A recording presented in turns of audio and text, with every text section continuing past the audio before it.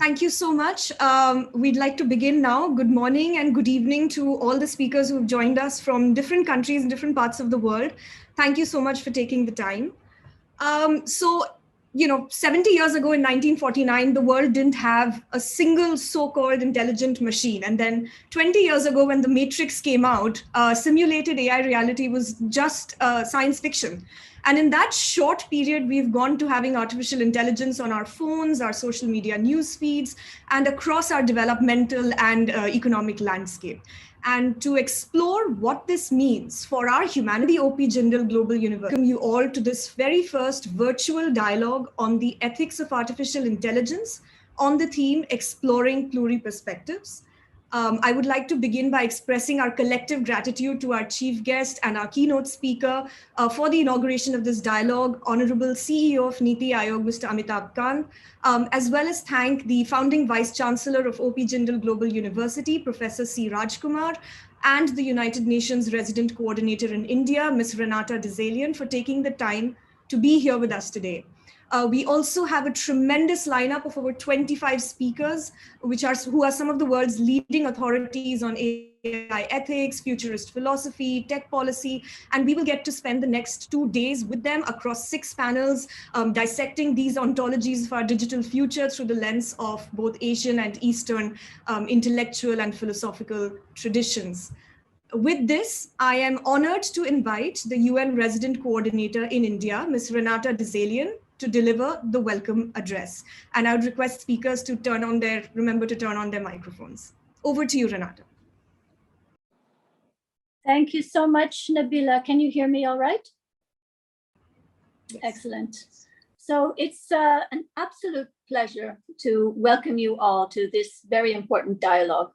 And I'd like to start by extending a very special thanks to Mr. Amitabh Kant, CEO of Niti Aayog. And for those of you who may not be familiar with Niti Aayog, it is the government of India's premium think tank here in India.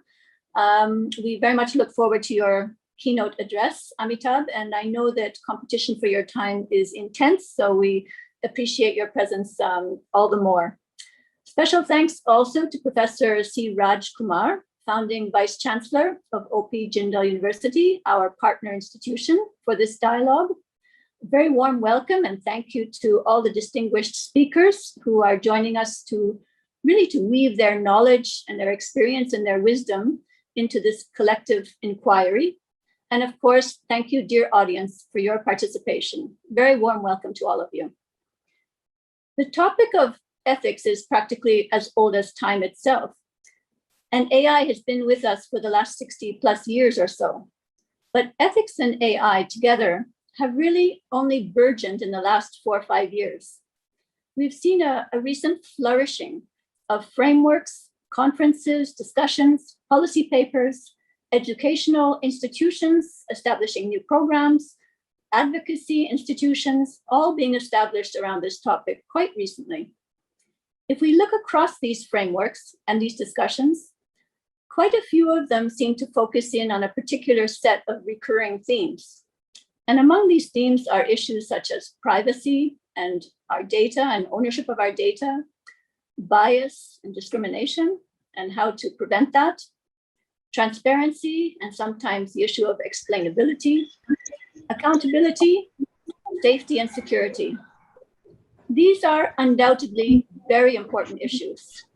Yet at the same time, we all know that ethics as a branch of philosophy is about much more than this. Even the much discussed driverless car, trolley car problem, a matter of life and death, isn't really addressed in many of these ethical frameworks or discussions. Nor are the issues of AI-induced digital addiction, distraction, isolation, depression, and sometimes even worse.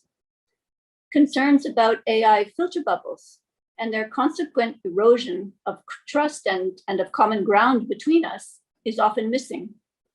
The impact of AI on human agency, on relationality, on intentionality, not to mention impacts on human flourishing and well-being more broadly.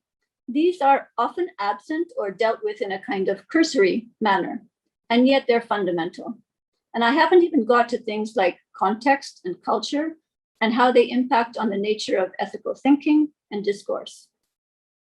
We've been asking similar questions in different contexts for centuries, for millennia. We've developed laws and regulatory frameworks to address many of these preoccupations. So in some senses and some instances, the ethics of AI only asks that we extend our existing ethical guardrails from the physical to the digital world.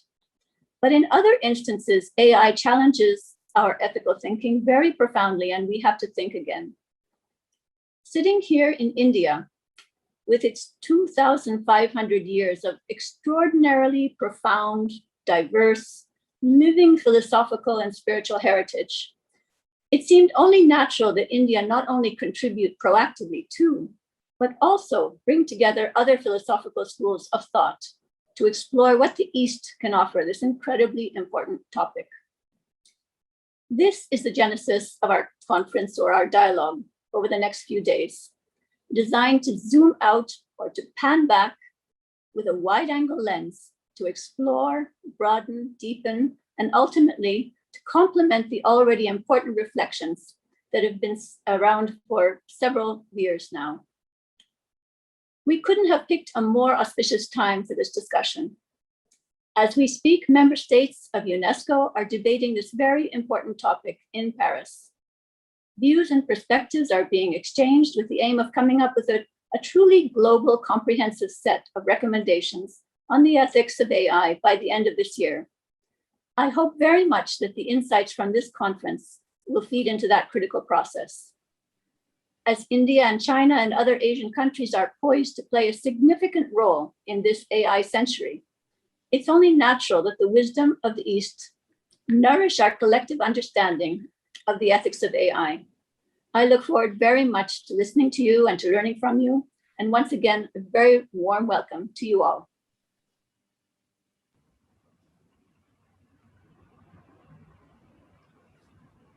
Thank you very much, Renata. It is now my privilege to invite our keynote speaker, Mr. Amitabh Kant, the Honorable CEO of Niti Aayog, a civil servant with a long and extraordinary career who needs no introduction. He is the author of landmark policies such as Make in India, Startup India, Incredible India, and he is the steward of India's initiatives, as Renata just said, on a responsible AI for all. Mr. Kant, welcome, and over to you. Renata Deselian, Professor Rajkumar, all the distinguished guests, ladies and gentlemen. I would like to first congratulate the United Nations and the O.P. Jindal Global University for hosting this conference on exploring Pluri-Perspectives on artificial intelligence. As the world goes through the pandemic, I cannot see a more relevant time to discuss ways to leverage the tremendous benefits of AI. Artificial intelligence is probably the most disruptive technology of our times, with the potential to fundamentally transform our way of life. In 2018, Niti Aayog had released the National Strategy for Artificial Intelligence that highlighted both the economic and social potential of artificial intelligence. According to a recent NASSCOM report, data and artificial intelligence have the potential to add 450 to 500 billion to India's economy by 2025. Artificial intelligence-based startups account for 44% of deep tech startups in India. The national strategy also stressed on the social impact of AI through improved social and quality, or through improved scale and quality of specialized services such as healthcare and agriculture advisory, and an inclusive, efficient, and transparent access to government welfare services. These allow for reimagining and transforming government interventions across sectors. However, it is a human-in-the-loop approach that was taken in the strategy that we at Niti Aayog continue to follow.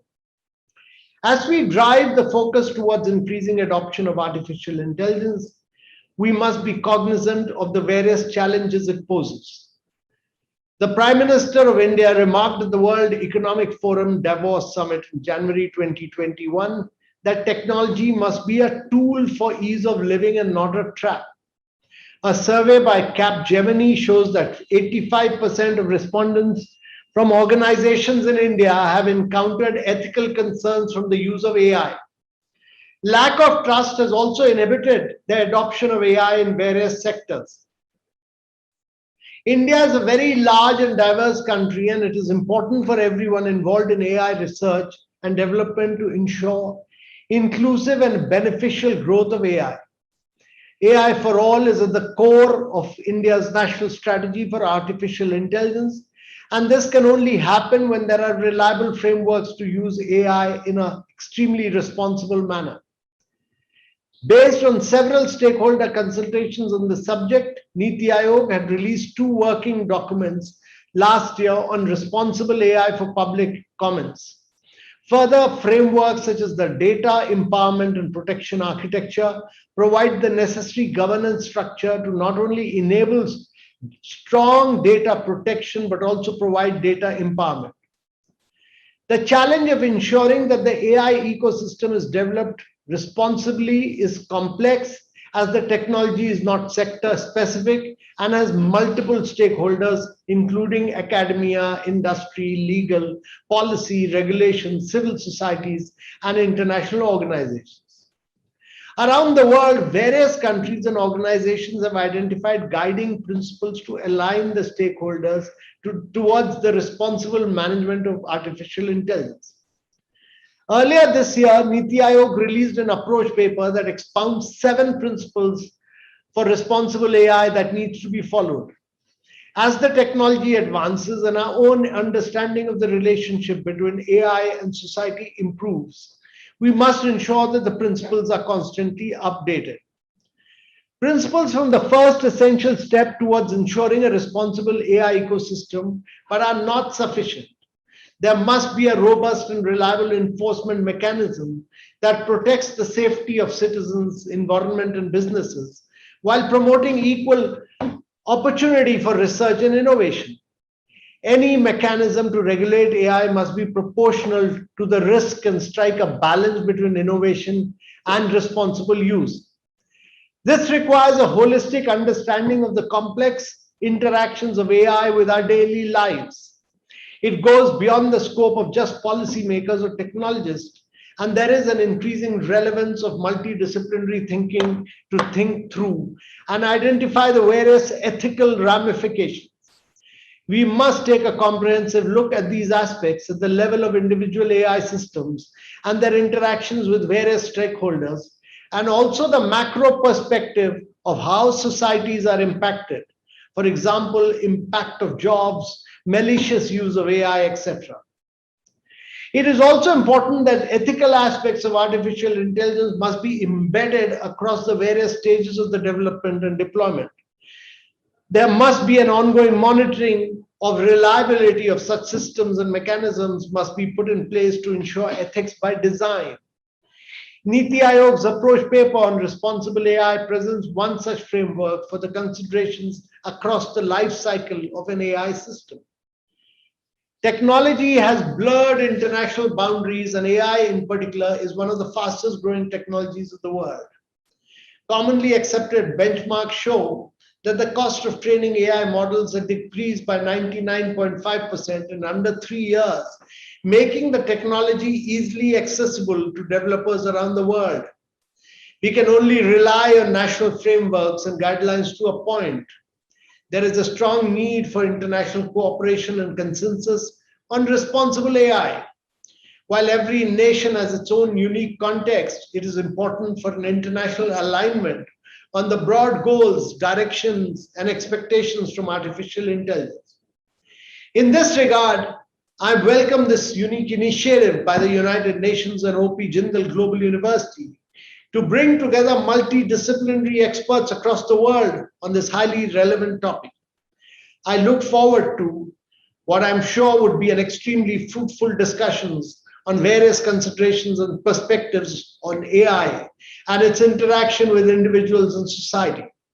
I hope the conference serves as a platform for rich deliberations towards charting a responsible AI ecosystem in India and around the world.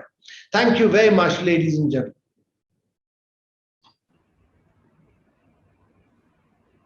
Thank you very much, Mr. Kant, for your insights and for really shaping the agenda of this virtual dialogue going forward.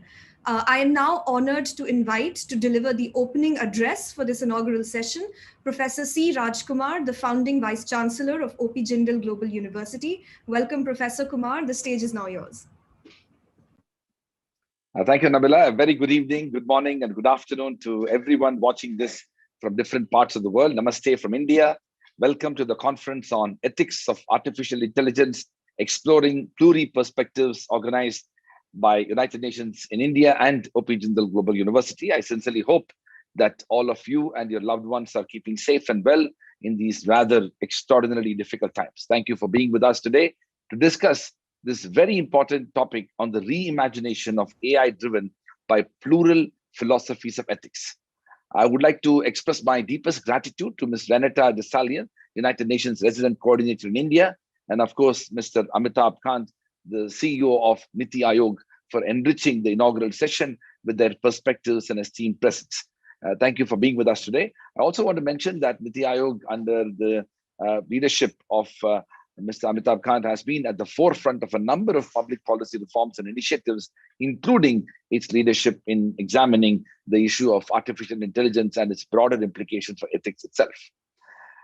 Now, most of the time, the issue of ethics, unfortunately, is kept at the back in terms of, addressing the public policy challenge. In fact, what we have seen today when it comes to use of technology and even in the context of social media, a lot of issues related to ethics come as a reactionary perspective. It comes too late in the day for us to think about it. So I'm particularly grateful to my colleagues, including Professor Sudarshan, Dean of the Jindal School of Government and Public Policy, as well as United Nations in India, for conceiving the idea of this conference and making the issue of ethics at the center as we think about the future of artificial intelligence.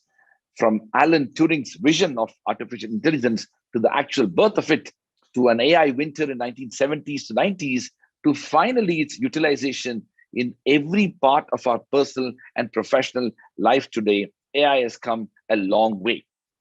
A relatively young university like OP Jindal Global University, we have been using artificial intelligence for our entrance examinations, and we proudly mention the fact that our entrance examinations today in this world that is confronted with the pandemic is based on AI-enabled and remote proctored entrance examination.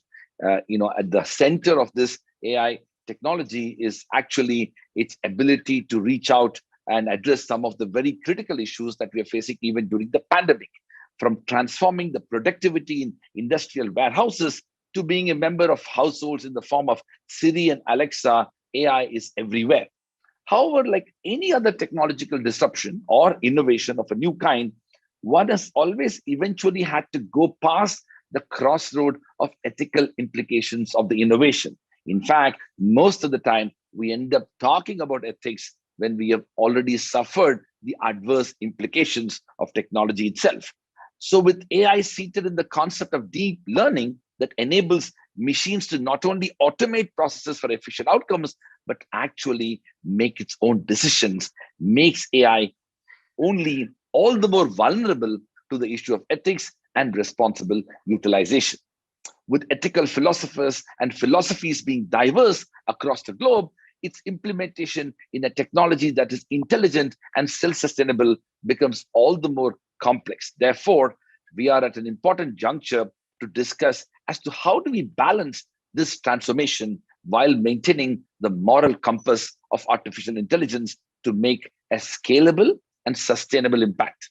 In fact, today we are challenged by a plethora of global issues, including the pandemic, which is also a public health crisis, but education, poverty, climate change, and many more, for which the United Nations Sustainable Development Goals have also been established to shape a positive trajectory in the evolution of humankind.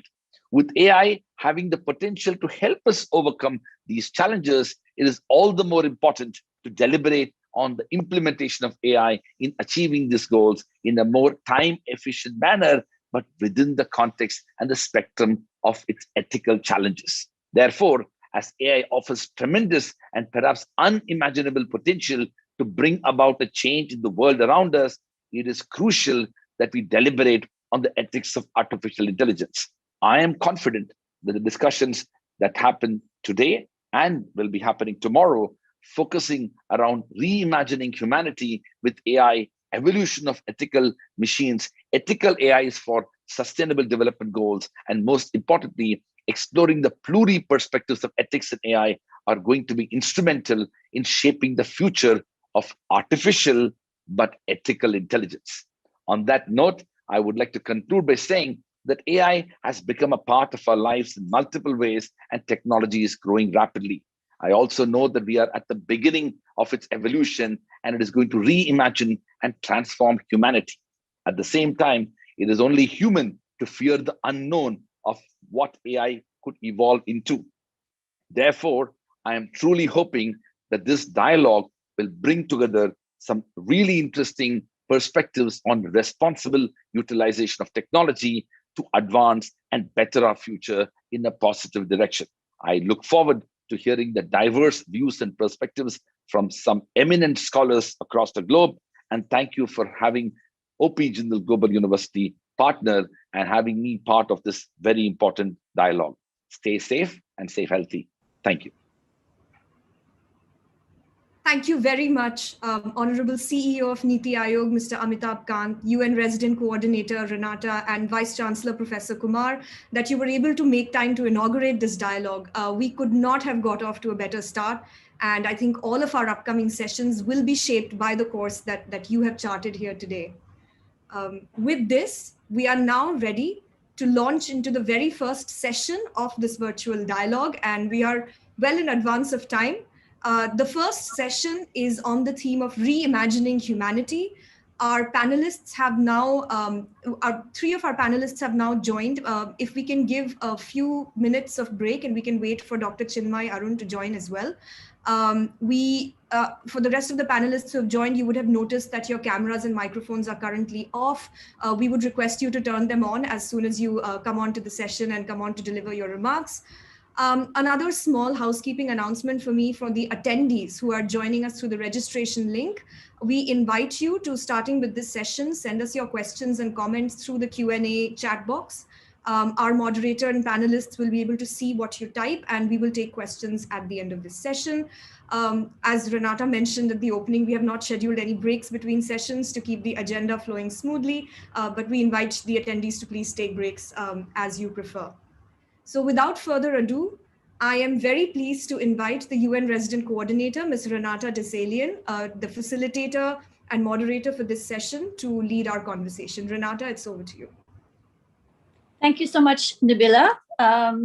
Welcome to our panelists and also to our audience for this very first session of this dialogue. In many ways, this session is perhaps the broader of the four sessions that we have. And unlike many meetings that I'm asked to chair where I'm actually trying to get people to focus on things, in this particular session, I invite you to spread your wings and to let loose, so to speak. I think the topic, reimagining humanity, is extremely broad.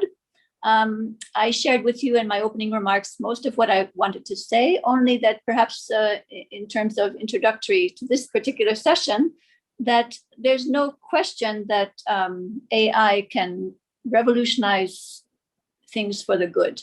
And many of the concerns that we have around it are justified, but they don't replace the fact that the potential for AI to enable human flourishing and human well-being is unquestionable.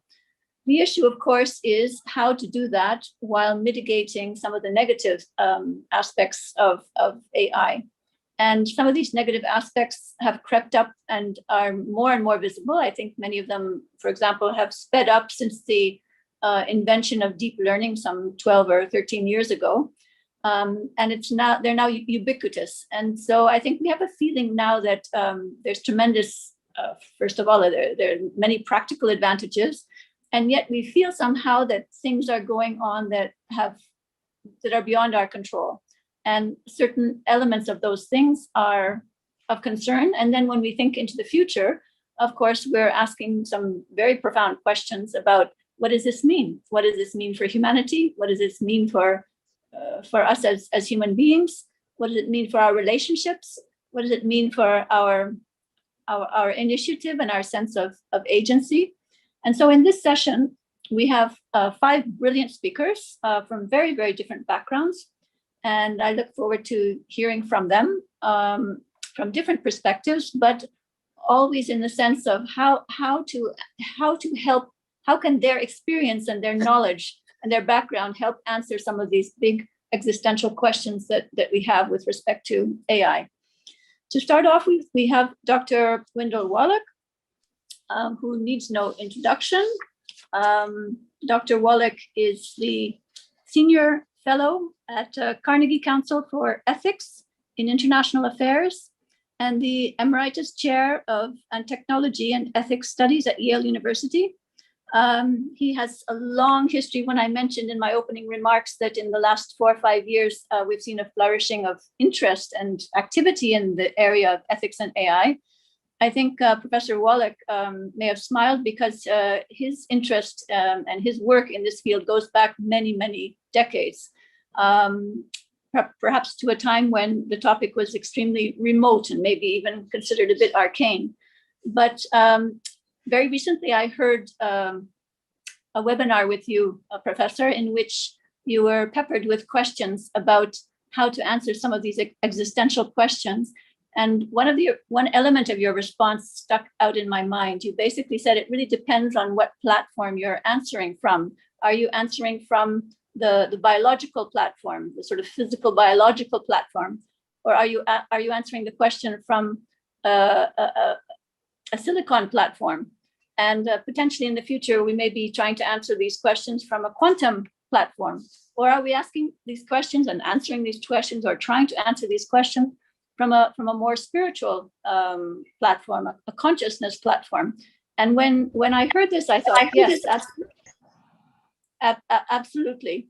And so I hope that in your speech or your remarks coming up, that you may touch on these, because I think they really help clarify a little bit the various dimensions from which we're approaching this issue of ethics and AI. You wrote a book back in 2008 called Moral Machines, Teaching Robots Right from Wrong, which I think could not be more germane these days. And I'm sure you have some things to say about that. And so with that, I would like to just welcome you to make your special address. We are now pretty much on time, and in fact, a little bit ahead of time. And we have until 6:50 India time. So that's basically approximately 20 minutes. So Professor Wallach, please, the floor is yours. Thank you ever so much, Renata. I'm truly honored to be with you today.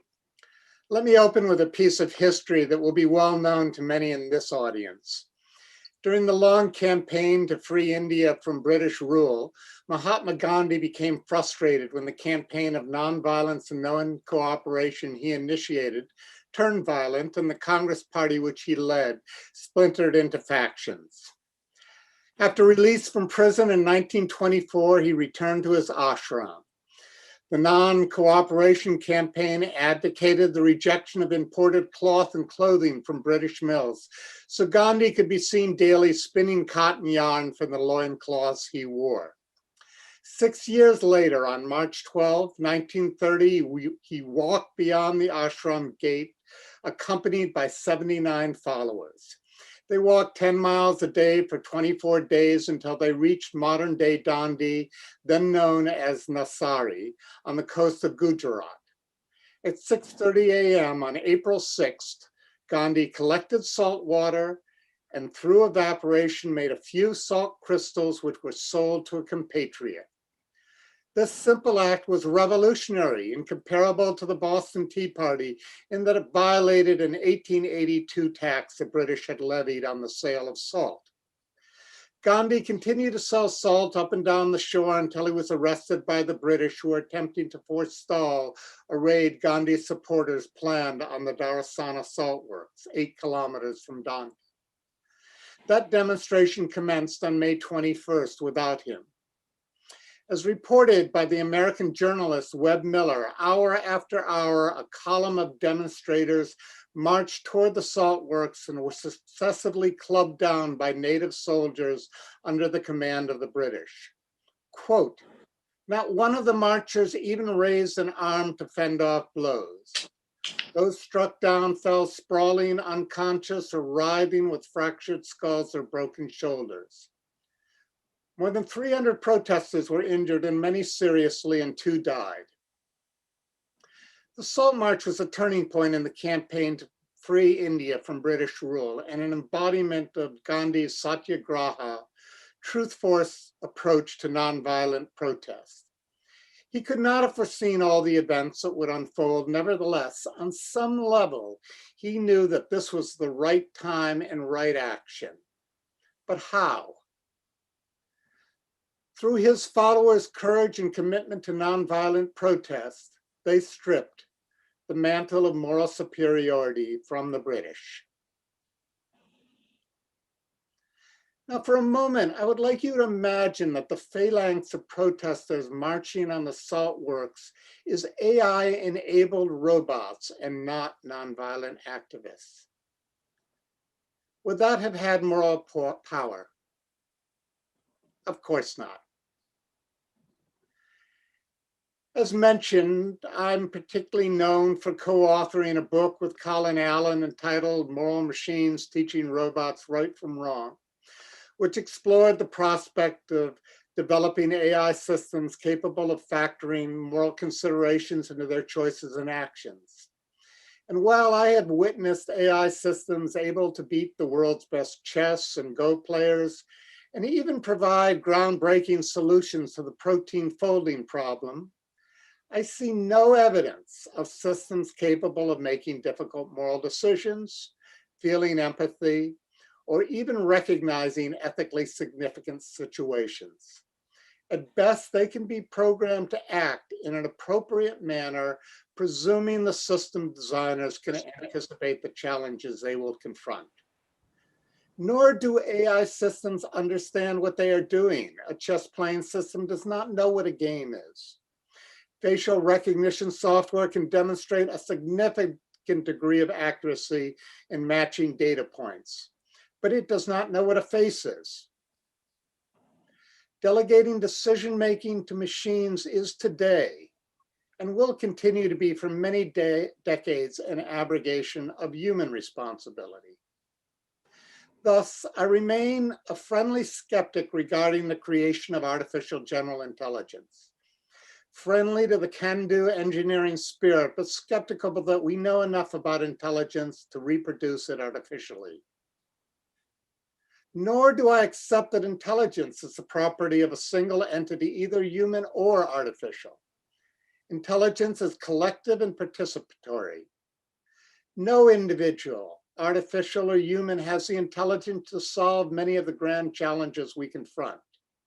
And yet AI systems embody forms of intelligence that augment human understanding and can serve and can perhaps deserve a seat at the table as we work through problems created by climate change, racism, fear, greed, and ignorance.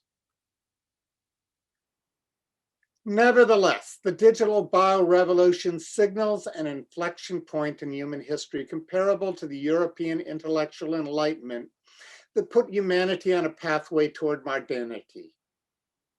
Most of us perceive technology as a source of both promise and productivity, and yet there is considerable disquiet over specific technologies and disquiet over the overall trajectory of scientific discovery and technological innovation. Self-driving cars offer us an apt metaphor. Technology is moving into the driver's seat as a primary determinant of humanity's destiny. But whose values or what values will shape the trajectory of what has been called a fourth industrial revolution? There is a preliminary answer. Most prominent are the values of a technocratic elite focused upon efficiency and capital accumulation, and only occasionally respectful of the values of those communities being disrupted and reshaped by the technologies they introduce. The digital oligopoly with vast resources and control of significant amounts of data, the oil that drives machine learning algorithms, has become the AI oligopoly, more powerful than the oil industry ever was and more influential than all but a few nations. The tech industry feels only modest pressure to be fair, accountable, transparent, or even help defray societal costs arising from the applications they deploy. Consider the pandemic, which continues to decimate lives in India and many other countries. While millions die and tens of millions lose their livelihood, the digital economy has expanded at a rapid pace, and those able to invest in tech firms have witnessed tremendous growths in their assets over the past year and a half. The AI for good and AI ethics movements are both responses to the realization that the overall trajectory of AI development is askew and exacerbates structural inequalities, creates new forms of inequity, and gives rise to certain undesired societal impacts. Excuse me for a moment. These movements have attracted tens of thousands of advocates and are to be applauded. Throughout this conference, you will hear of wonderful initiatives utilizing AI to improve the lives of the less fortunate among us and to improve fairness, accountability, and transparency. This is all good news. But unfortunately, AI for good and AI ethics provide relatively weak tools in comparison to the momentum of the tech juggernaut. Consider the realization of the 17 Sustainable Development Goals by 2030. For that timetable to be met, emerging technologies, and particularly AI, will play a central role. But it is important to consider the trade-offs. For example, SDG 8 sets the goal of decent work and economic growth. But if AI leads to the automation of many jobs, how will people get resources to maintain their lives in the absence of wages? Technological unemployment could undermine the realization of SDG 1, no poverty, and SDG 2, zero hunger. Over the past decades, the percentage of productivity gains going to wage earners has decreased, while the percentage of gains going to the owners of capital, those of us who have stocks, has increased. 100% of productivity gains from each job that is automated go to the owners of capital. And as we know, most financial instruments are owned by the top 15% of the populace. The short-term benefits of AI may be far outweighed by the longer-term risks and undesired societal impacts. In his 1980 book entitled The Social Control of Technology, David Collingridge noted that the development of a technology could most easily be shaped early on. However, early in its development, we seldom fully appreciated technology's societal impact. By the time we do recognize the undesired consequences of adopting a new technology, it is likely to be so entrenched in the political economic milieu that change has become expensive, difficult, and time-consuming. Social media provides a great contemporary example of what has become known as the Collingridge dilemma. By the time it was realized that social media platforms would be harnessed to disseminate lies, manipulate political attitudes, and undermine democracies, they were so deeply a part of modern life that effective reform will be difficult if not impossible. The Collingridge dilemma has bedeviled technology policy for decades. Nonetheless, those of us who champion ethical legal oversight for shaping technological deployments refute its binary logic. Before a new technology such as the cell phone or social media becomes fully entrenched, scholars and social critics who are paying attention do often recognize its downside and propose creative means to mitigate its overall impact. When applied early enough, a gentle nudge in the form of design tweak or a well-thought-through policy can appropriately adjust the technology's unfolding development. Values must be accompanied by effective governance. All countries are challenged by the desire to reap the benefits of emerging technologies, while constraining the power of the digital oligopoly and the digital economy in order to mitigate undesired societal impacts. Unfortunately, there's a fundamental mismatch between the rapid deployment of innovative applications and,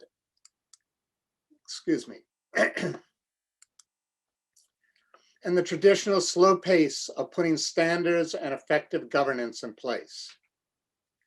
To complicate matters further, traditional narratives around competition, security, and unfettered innovation undermine the adoption of restraints and drive the trajectory of the digital revolution towards surveillance capitalism, the weaponization of digital tools, and an inability to recognize whether or when there are opportunities for international cooperation.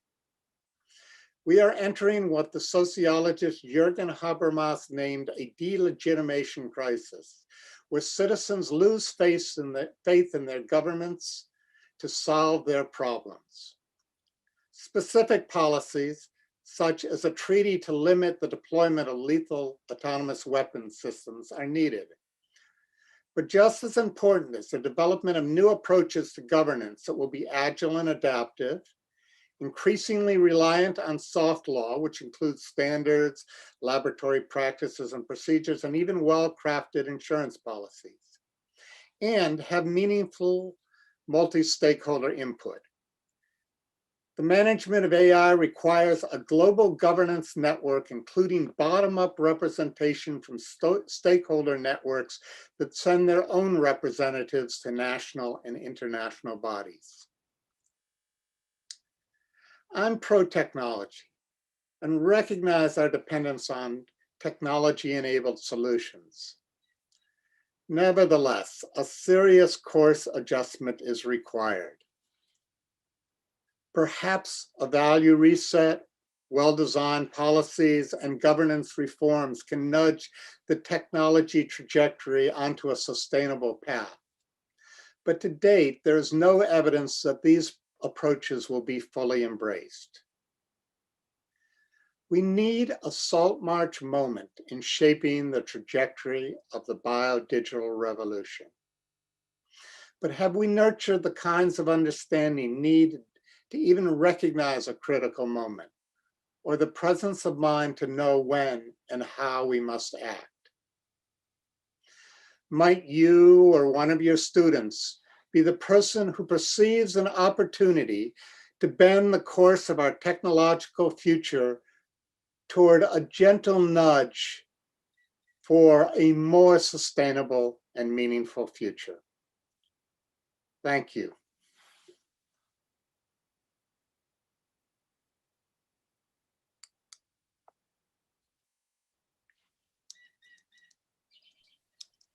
Can you hear me? I can, yes. Oh, great. Thanks you. I just had a message on an artificial message on my screen, pretending to be intelligent, telling me that I was muted when I wasn't. So no, really a sweeping arc of issues and preoccupations, and clearly a result of many years of profound thinking about this. I think many of us feel that there definitely needs to be a moment of a salt march moment, a course adjustment. And I think we're all struggling to try to understand where can we intervene, where are the levers, the nudge opportunities that you're talking about. So it would be, I think, maybe even before I pass to our next speaker, I could just ask you, clearly you've thought about it a lot, and I understand that you are really the founder or the launcher of the International Congress for the Governance of AI. So could I just ask you to say a few words about the Congress and what your vision is for it, what you hope it will be able to contribute? Well, I mean, thank you ever so much for that question. The Congress's intent was hopefully to launch this global governance network for AI, or at least lay down foundations to move in that direction.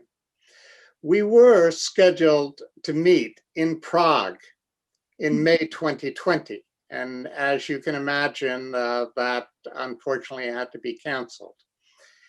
And it was rescheduled on a number of occasions and again, canceled twice. So we moved to an online platform.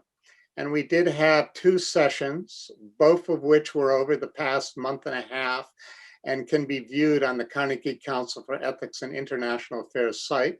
They can be viewed as sessions or listened to as podcasts or even read as transcripts.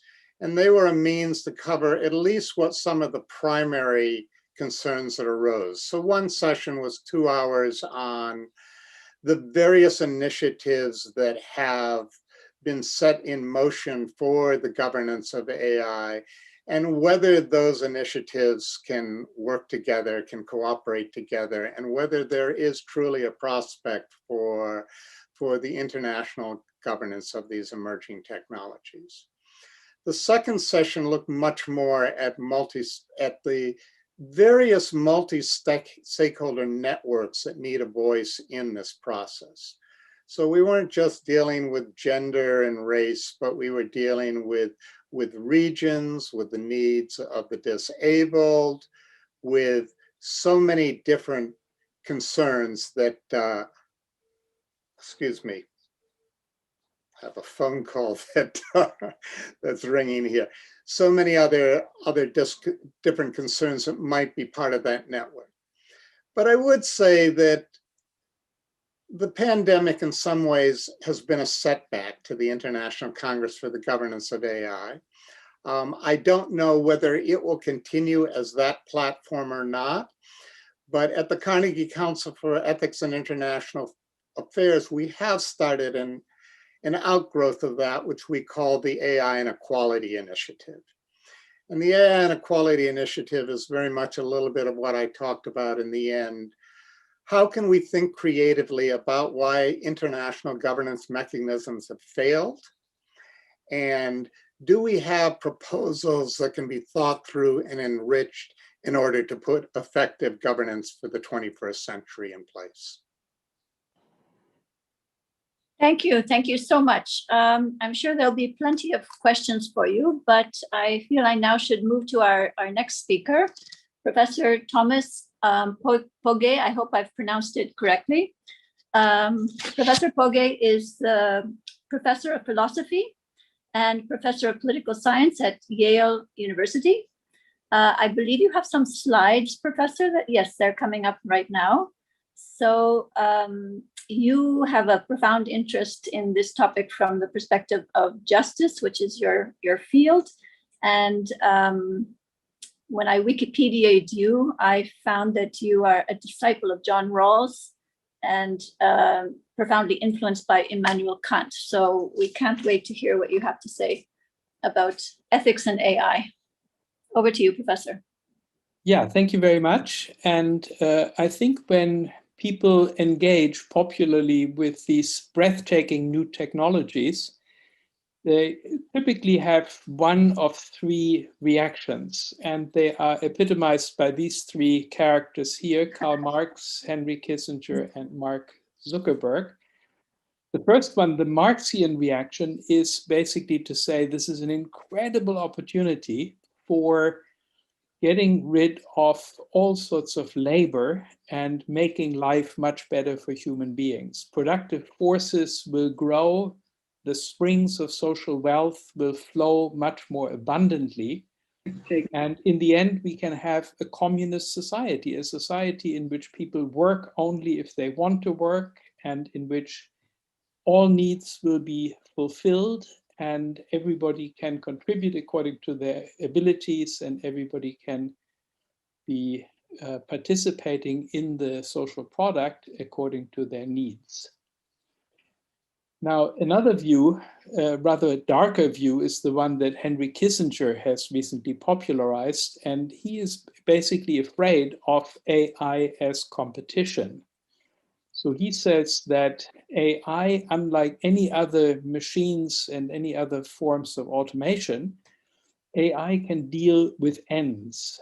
AI will set its own goals and will compete with our goals. There's no guarantee that what they want is what we want.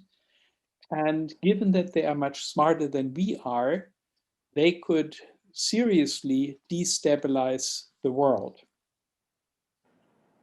Now, the third view is also a somewhat dark view. It's expressed by Mark Zuckerberg.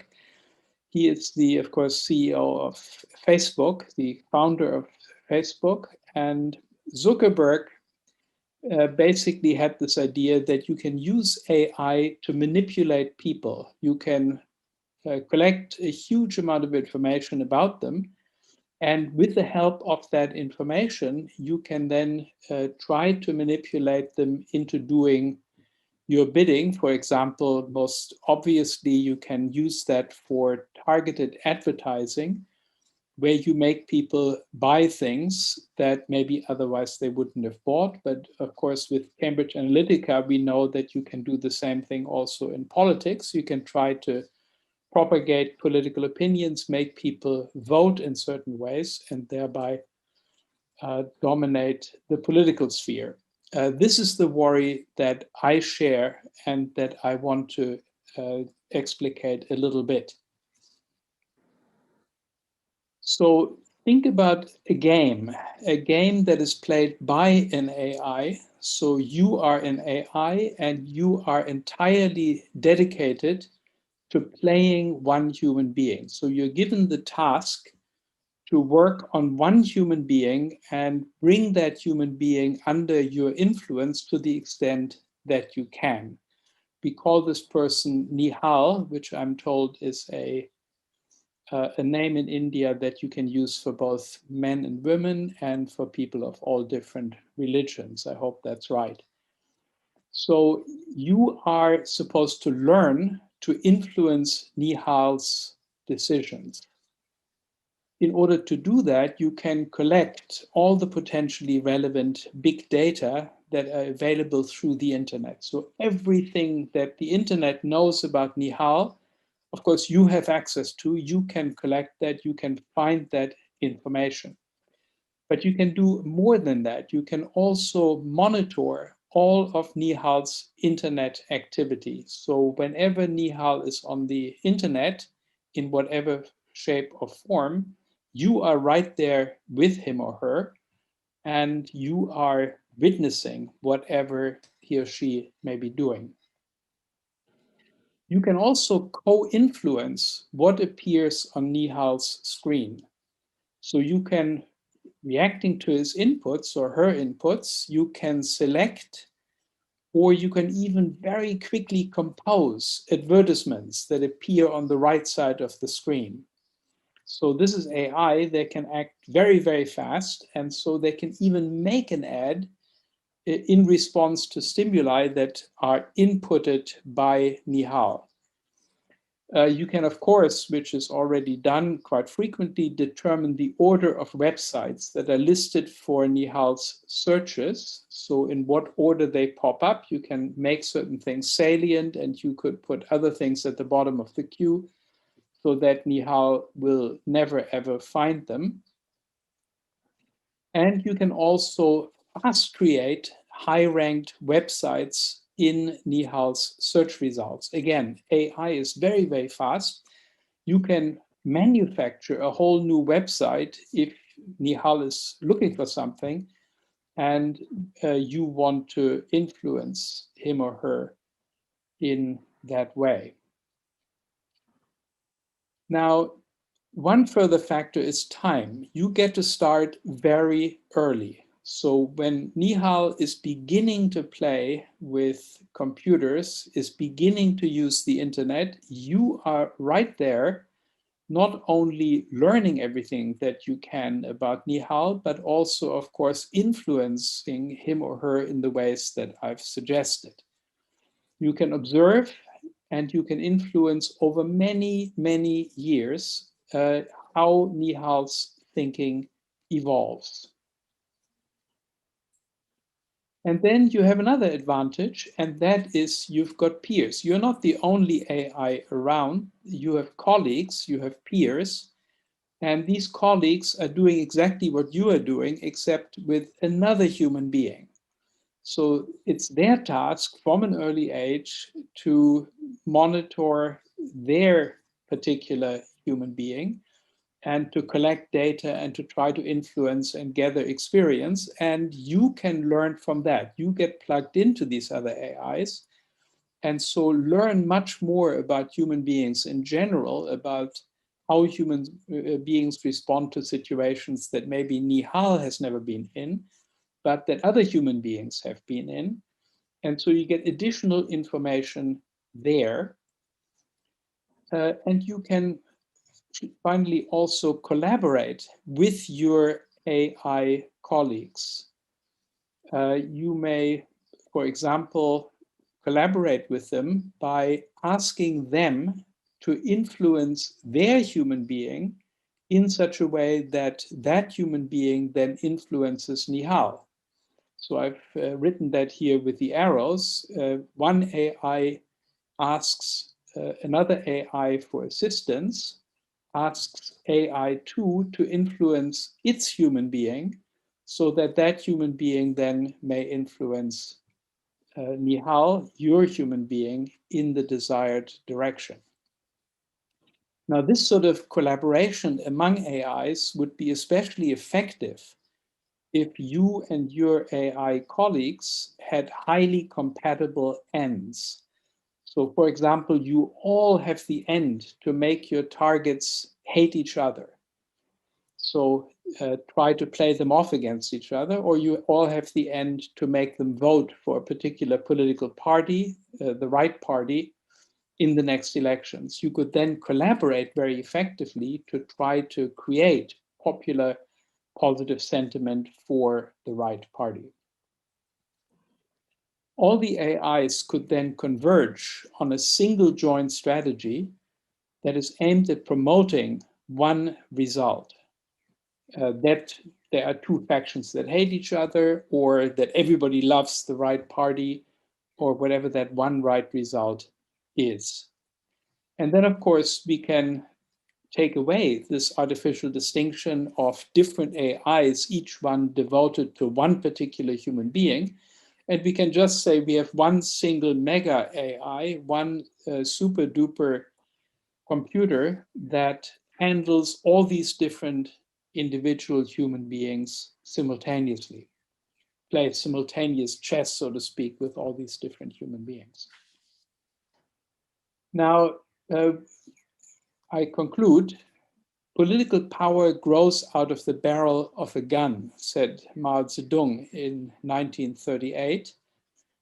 The pen is mightier than the sword, we learned from Edward Bulwer-Lytton in his play Richelieu. And what I'm saying is that AI is probably vastly more powerful as an influencing tool than either the gun or the pen. And that is so because of these tremendous capacities that it has to use vast data, including enormous amounts of feedback, to exert sustained influence over long periods, always influence exerted with the benefit of feedback, seeing how the last time I tried to influence, how it worked out, and then trying to do better next time. is the capacity for acoustic separation, that is to say, micro-targeting. AI can tell each individual person different things from what it tells other people. Each one can get their own messages, can be influenced in a way that is uniquely optimized to that individual human being. And then you can have target differentiated coordination. That is to say, you can play a joint strategy influencing all the different human beings differently in such a way that you get a global result that you are aiming for. In the end, I think AIs will know human beings better and will influence them more, much more, than their own parents, their own spouses and best friends do. In fact, AI will heavily influence whom we marry and are friends with in the first place. Thank you. Thank you very much, Professor. You're leaving us with a weighty idea of what the future holds for us. I'm wondering if I could just ask you one question before we move on, which is, given the business model that underscores these big tech companies right now, and which to some extent is responsible for some of the phenomena that you just described, do you think it's actually possible to move towards a more ethical AI with the current business model? Or do you think that, yeah, so I'll leave it there. Over to you. Yeah, I think that depends a little bit on what you mean by possible, right? It is certainly possible to regulate and constrain these technologies. Theoretically possible. Whether it's politically possible is the big question, right? The opportunities for politics to take advantage of this technology to manufacture consent, to manipulate people, are enormous. And first of all, any politician, or many politicians, let's be more polite, will want to use that technology for their own benefit. Governments may want to use it. And here comes in the second and even more frightening aspect. That is, of course, governments compete with each other. And if my government, if we can manipulate our people and make sure that we are supported by enthusiasm and consent from our populace, then we are stronger in the international game of politics than another government that may have to contend with a lot of opposition at home. So in the competition among states, it's very likely that those states that can manipulate their populations into strong support of their policies will do much better than states that do not have that ability. And that's why I think that governments will be very reluctant to tie their own hands and not use the potential that AI provides. So just a follow-up question. If we hope that AI will be used for shared good, and if we want to mitigate some of the potential harms that we already see currently, where are the entry points, do you think? I think for the reasons that I mentioned, this has to be an international undertaking. It will be very difficult to have constraints in one country and have these constraints stick if other countries do not play along, if other countries go forward with the technology, manufacture consent, and abuse it in the ways that I've outlined. And this has to be done relatively quickly. So we need something like an international conference where the major powers come together and have a kind of disarmament agreement where they agree to keep this technology under control and not to abuse it in the ways that I've suggested they could potentially do. Thank you so much for your views. I'm sure more questions are to come. Our third speaker, unfortunately, as to the program, our third speaker is unable to join us. She's fallen ill, so we will now move to our fourth speaker, Dr. Chinmaya Arun. She's affiliate of the Berkman Klein Center at Harvard University. She's a fellow at the Yale Law School, and she has been associated with two of India's most prestigious law universities here in India. Dr. Arun, over to you. The floor is yours. Thank you. I'm really honored to be a part of this session and among the most interesting thinkers of our time who are thinking through these questions. I really enjoyed the parts of the session that I heard after joining. And so really thank you for having me. It's also very special to be a part of an event co-hosted by Jindal University, which is one of the world's leading institutions, and it's based in India, which sort of ties in well with where I will be coming from in my remarks. I greatly appreciate what both speakers before me have said, and what I would like to do is drill a little further down into the role of power and the particular global dynamic of AI that exacerbates equality in the ways in which Professor Wallish highlighted in his special address. Specifically, I'd like to point out that we're not only faced with a powerful oligopoly, as the special address so vividly described it, but also one that is centered in a society that is very different from ours. And here, when I say ours, I mean the Indian society, but I think that it's also fair to say that other societies in what used to be known as the Global South, that is now called the majority world, as Shahidul Alam pointed out, it is. And so we have countries in the majority world, including India, that have societies that are very different from those that inhabit the imaginations of the people that are designing the technology and framing the data sets that end up impacting all of us. These companies that are based in largely the United States, but what many describe as the Western world, some of whom are now actually based even in China, are dealing with societies that are dramatically different from the ones that they engage with through their business. They form relationships with states and with local companies. Sometimes they extract data directly towards the machine learning that trains their AI. And sometimes they extract it through old data sets that are held by the state or by local companies, but that were also framed with their own politics in mind, and framed at a time at which there was no anticipation that they would be used in the ways in which they're being used right now.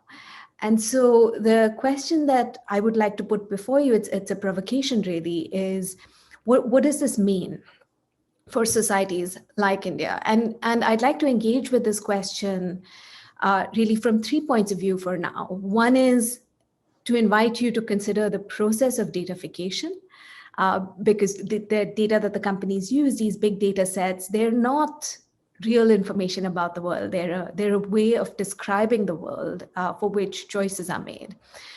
The second is, what are the implications of the increasing use of AI to provide private but also public services? And how does that affect equality and power? And the third is that, what is the role of legal frameworks, and how can we work to construct them in a way in which they support equality, democracy, and human autonomy, instead of entrenching the problems of power that are already surfacing in the context of AI.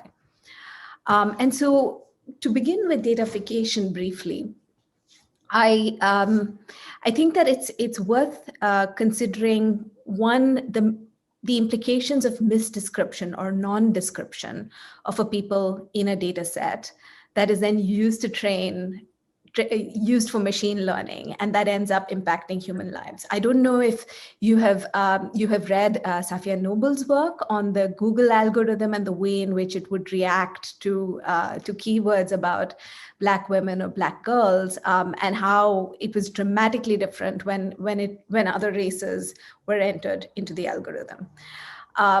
Others have pointed out that the very framing of a data set, so for example, the encoding of gender as male or female, can end up erasing people that don't identify as either. We know in India that the reflection of proxies that indicate someone's caste can exacerbate inequality. And we know increasingly from watching the web-based platforms that sometimes the use of old data sets or of correlations that a human being cannot control can result in a vulnerable person suddenly seeing the picture of someone who tried to harm or kill them show up in a social media feed because the social media company made the connection between them and a place or them and an institution.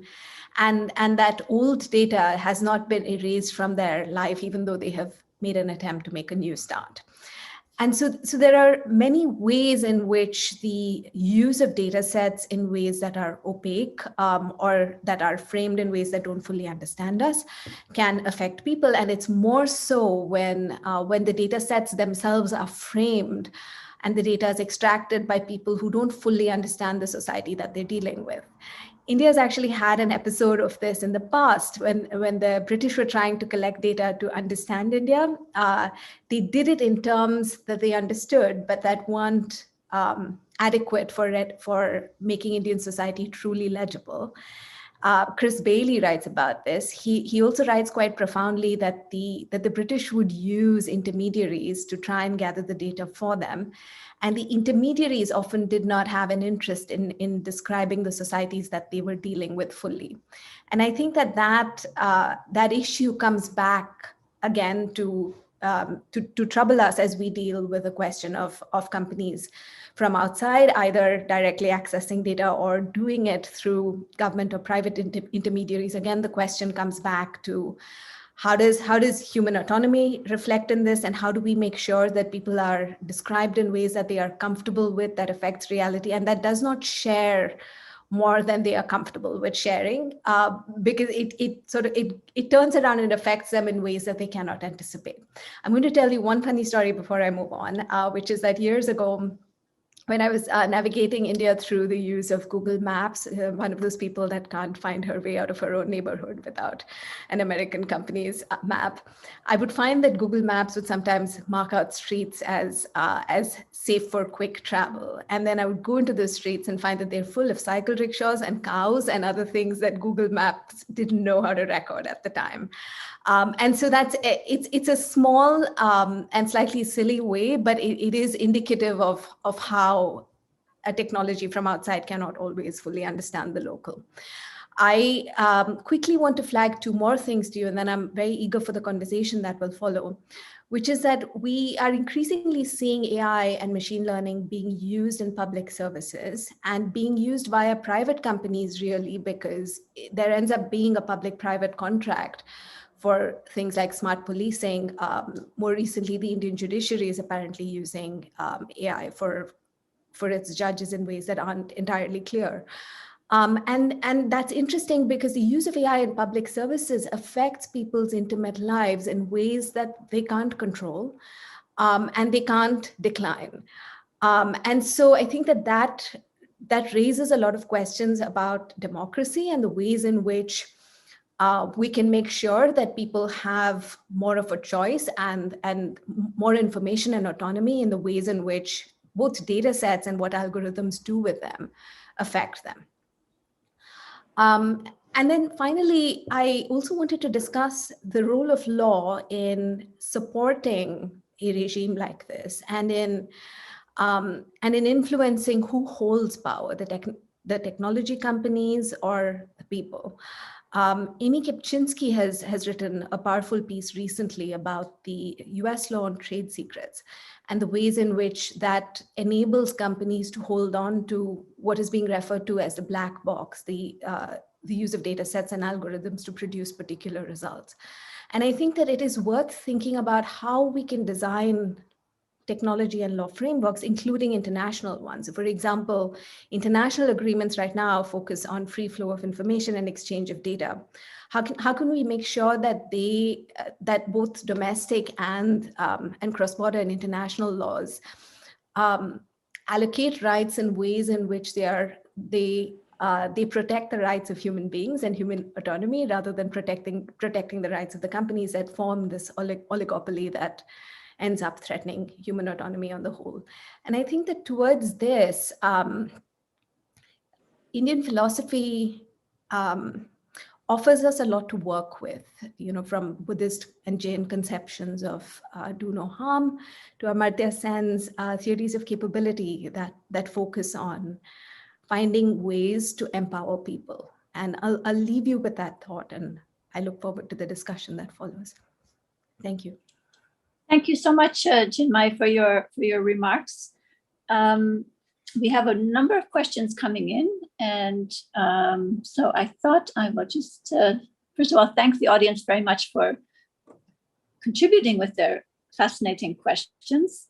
And I thought I would just pull one out for you, if you don't mind. We'll come back to more questions in a minute. There are several about multinationalism.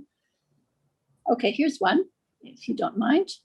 If AI ethical movements are putative and weak, what can accord proportion to the AI juggernaut, a corollary of the fourth industrial revolution? What would it take to change things? I wish I knew the answer to that question, but thank you for asking. Let me give you maybe a small example to highlight the problem from something that happened recently. I'm skeptical of, as skeptical as Professor Wallish of the AI ethics movement, because I think that the incentives are stacked in a way in which there is no reason really for companies to choose to give up their fairly extensive power in favor of human autonomy. So recently, the Facebook Oversight Board, which is Facebook's own very expensive self-regulatory body that is permitted to ask Facebook questions about its decision making. The Oversight Board looked at how the company handled the case of Donald Trump. One of the interesting things that it did in that case is it asked Facebook to share data about the ways in which its algorithms target hate speech and who looks at them. And it's interesting that Facebook refused to answer the question. And you consider that this is a body of renowned experts, former heads of state, editors of The Guardian, that Facebook itself has invested a huge amount of money in, and who have signed non-disclosure agreements, I believe, so that they can't necessarily share all of the information that the company shares with them. And even with that body that had so much promise, the company refused to open the black box. I think that tells us that self-regulatory solutions are not going to work, and that the only way to cope with the AI juggernaut is for states to decide that they choose to support human autonomy and to come together and to use law to regulate the companies. I think it's my opinion that is the only way in which we will ever redirect the juggernaut in more constructive directions. Chinmay, thank you so much. You've been inspiring a few others to ask more questions. So forgive me, I'm going to ask you a second question coming from our audience. If we assume a wholly homegrown Indian company develops an excellent new Facebook, do we anticipate that they will somehow do more justice to the society they cater to? And you have to answer yes.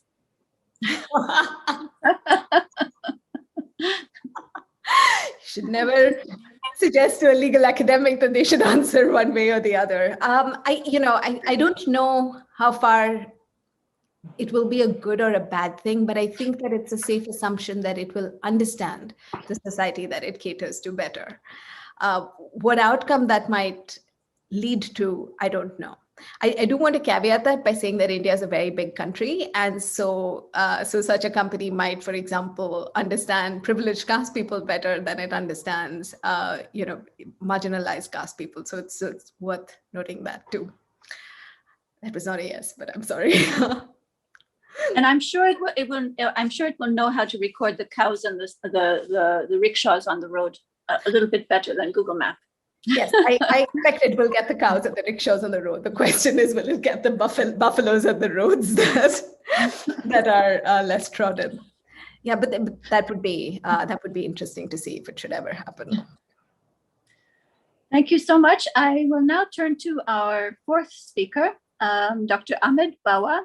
He is the CEO of Universities South Asia. He is a physicist by training.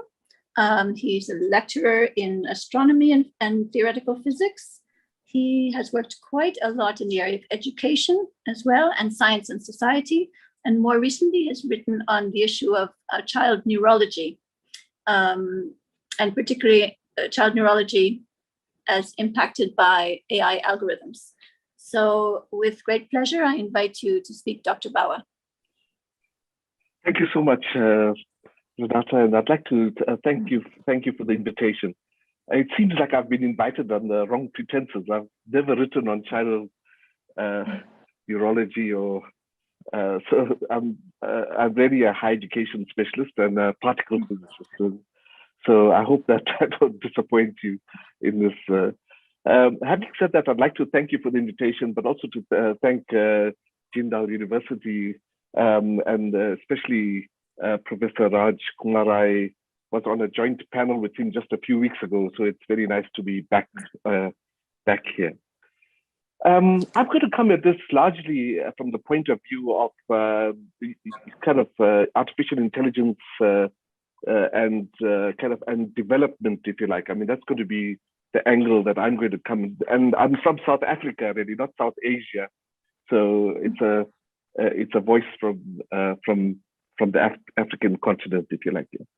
I want to start off just by referring to something that Kenneth Rogoff, the economist at Harvard, wrote. He's also a chess grandmaster, and he reflected on the victory of Deep Blue over Garry Kasparov, and was really fascinating. And he makes two fascinating points. The first is that he was fascinated himself by what he refers to as the finesse and the subtlety of Deep Blue's game.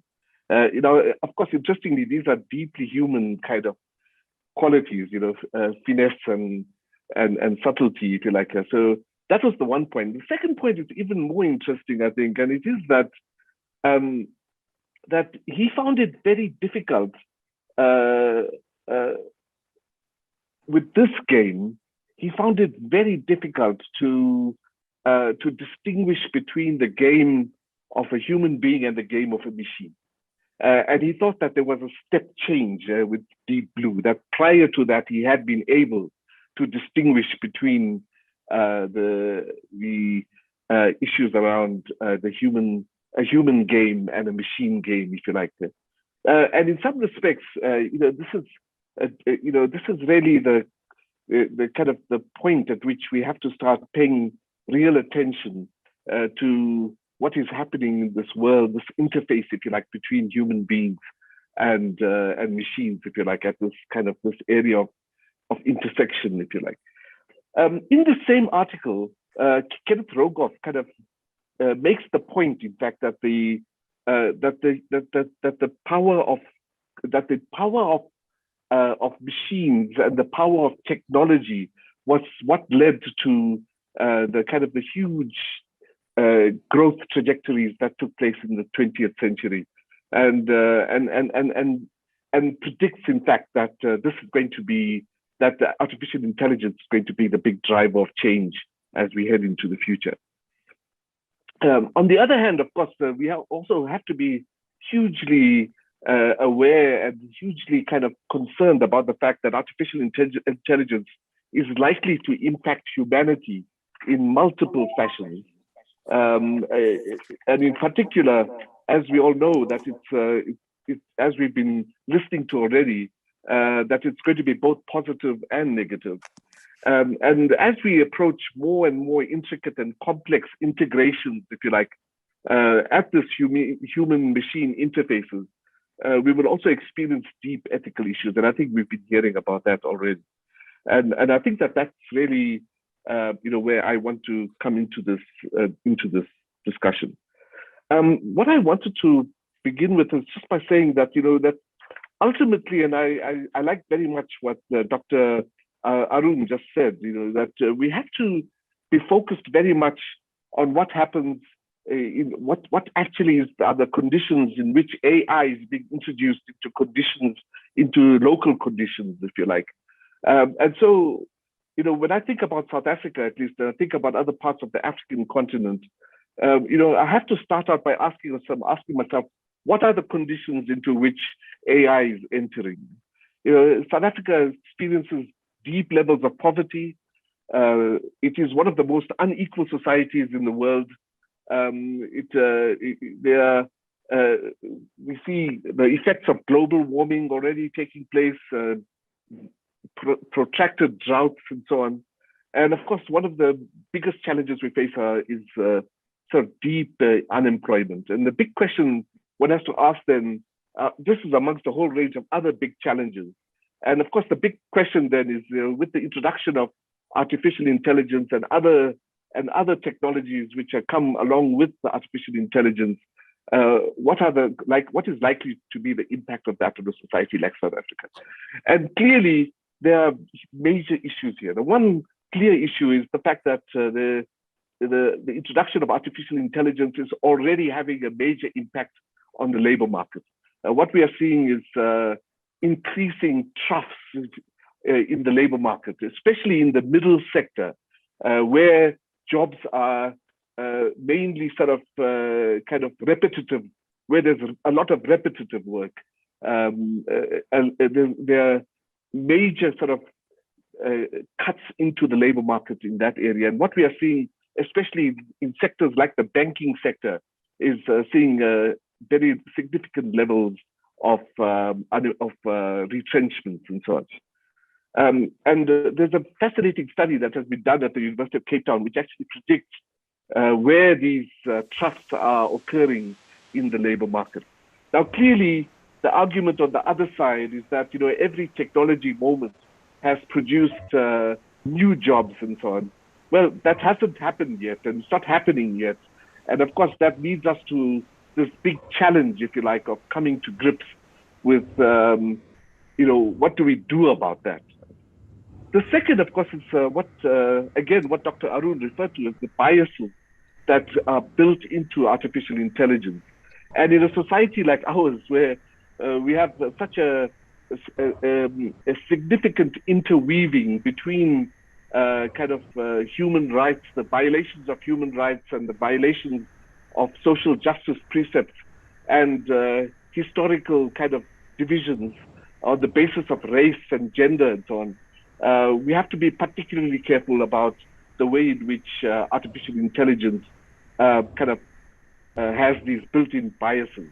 And Dr. Arun is completely correct, of course, that it's not just the algorithms, but it's also the data upon which these technologies operate on. So that's a second deep concern.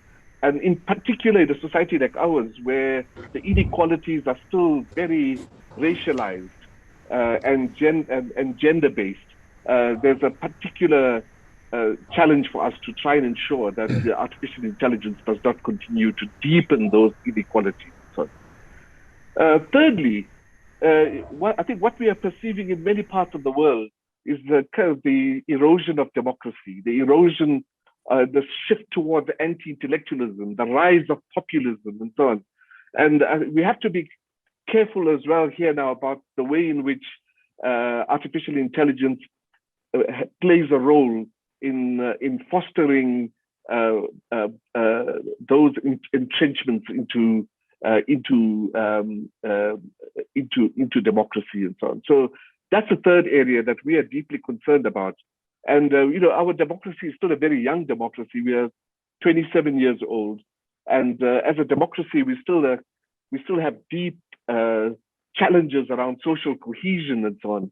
And so there's a deep concern about how do we kind of ensure that the use of this technology, this explosion of this technology in industry and in the private sector and so on, does not further exacerbate those social those challenges of social cohesion. Fourthly, it's the weaponization of artificial intelligence, and of course we know now, that artificial intelligence is used in drone technology and in mechanizations of various kinds and so on. And the big challenge, of course, is in that area, but there's also the challenges in the area of weaponization of local police forces and local kind of elements in the security apparatus and so on, and the challenges that presents to human rights and to human dignity and so on. And so that's another area of challenge that we face, which we have to pay attention to. So it seems to me, at least, that we have one of two options. The one is to say, let's wait until there's some kind of global, what do you call it, some sort of global coming together, some kind of global convention that allows us to kind of bring together all the different parties to try and understand how to build an approach to this. And there's another approach, it seems to me, which is to try and understand long before we get to what is often referred to as the point of singularity or something like that, that as we build up to that there might be the possibility for us to work on the ethics of artificial intelligence in leading up to that point of singularity, so that we do not wait for the worst possible outcome, but that we look at a step-by-step approach in addressing the issues of the ethics, and to interweave into that discussion around the ethical discussions, the values of human rights, values of social justice, and so on. That this all has to be done in the context of a social justice rubric, if you like. And what I wanted to just indicate is that this might be an opportunity for us to think kind of concretely about a kind of social compact approach, not just locally, but globally as well, bringing together different parts of our social fabric, bringing together the trade unions with government and with the private sector, so into a social compact approach, if you like, to address the issue of ethics. Because if we don't do that, what will happen is that there'll be kind of the dichotomy, if you like, of government control on the one hand, private sector avariciousness on the other hand, and these not being kind of compatible with each other in some situations, and in other situations having the government actually work hand in hand with the private sector and with global corporates and so on. So it's this idea of adopting a kind of social compact approach. And what I'm pleased to say in South Africa is that the trade union movement, for example, is very integrally involved in engaging the issues around the ethics of our this new moment in which we are sitting. And I think what I'd like to just end off by saying is that what we face with the artificial intelligence seems to me is that whereas human intelligence is based on the potential to operate on a platform of consciousness and unconsciousness into which is interwoven kind of an ethical frameworks of different kinds and so on, which doesn't necessarily mean that human beings are all ethical. The big question will be, will the evolution of this new technology allow for that technology to be kind of interwoven into a kind of consciousness or unconsciousness that underpins the ethical frameworks within which that artificial intelligence operates? And of course, the only way we can do that is by building it into the systems and not waiting for us to end up with this point of singularity when it's too late to do anything. just some broad thoughts from my end. Thank you so much. Thank you so much, Dr. Bao. I really appreciate your insights and your reflections there. I think, and thank you for also ending with your thoughts about the future and also the potential for humanity to really, how should I take things into their own hands and make AI something really for the global good. I think, let me just ask you, first of all, you mentioned the need for some kind of global compact. I mean, that is exactly what UNESCO is striving to do right now. And even though UNESCO, like the rest of the UN, is fundamentally an intergovernmental body, we do reach out very proactively to all actors, whether it's civil society, academia, and in this case, tech companies and businesses related to AI. So there has been like very broad consultation. The question is, they're still hammering out, the recommendations, so the essence of it, with as I said, a lot of input from multiple different stakeholders. But then it's a question of having a document and then giving it wings, right? And so I think the question is how can we work to make the most of it? Because I'm sure that in it will be a whole treasure trove of laudable and very, very useful, how should I say, useful thoughts and useful guidance for both governments, but also for companies, et cetera, et cetera. But the question is how to take it and make it meaningful. And that's where I think we need, a big social movement. And that really depends, in my mind, on people's awareness of what is actually going on. So I guess my question to you is, and forgive me for bringing you to South Asia in my opening remarks. That's a professional liability, having worked in Asia all my life, universities, South Africa. To what extent do you feel that, particularly the young people in South Africa are aware of some of these potential dangers and concerns? Yeah, so let me just begin by saying that actually the student movement in South Africa is kind of profoundly aware of the challenges, and there is a kind of radicalness that's kind of tied into the student organization. So there's a significant amount of energy in there around these issues. But what I also wanted to suggest is, in the South African case at least, is that we have an organization here which is called NEDLAC. It's a governmental structure, not a governmental structure. It's a statutory structure, which brings together the government, the private sector, the labor, and civil society. It's a standing structure which kind of meets on a regular basis, and it's very much on the agenda of that structure. The issue around what we refer to in South Africa as the Fourth Industrial Revolution and the ethics of the Fourth Industrial Revolution. So that's very much on the agenda of that structure, and then the universities and so on have input into that structure. So on the other hand, I mean, I want to say that that this is really, I think, a really important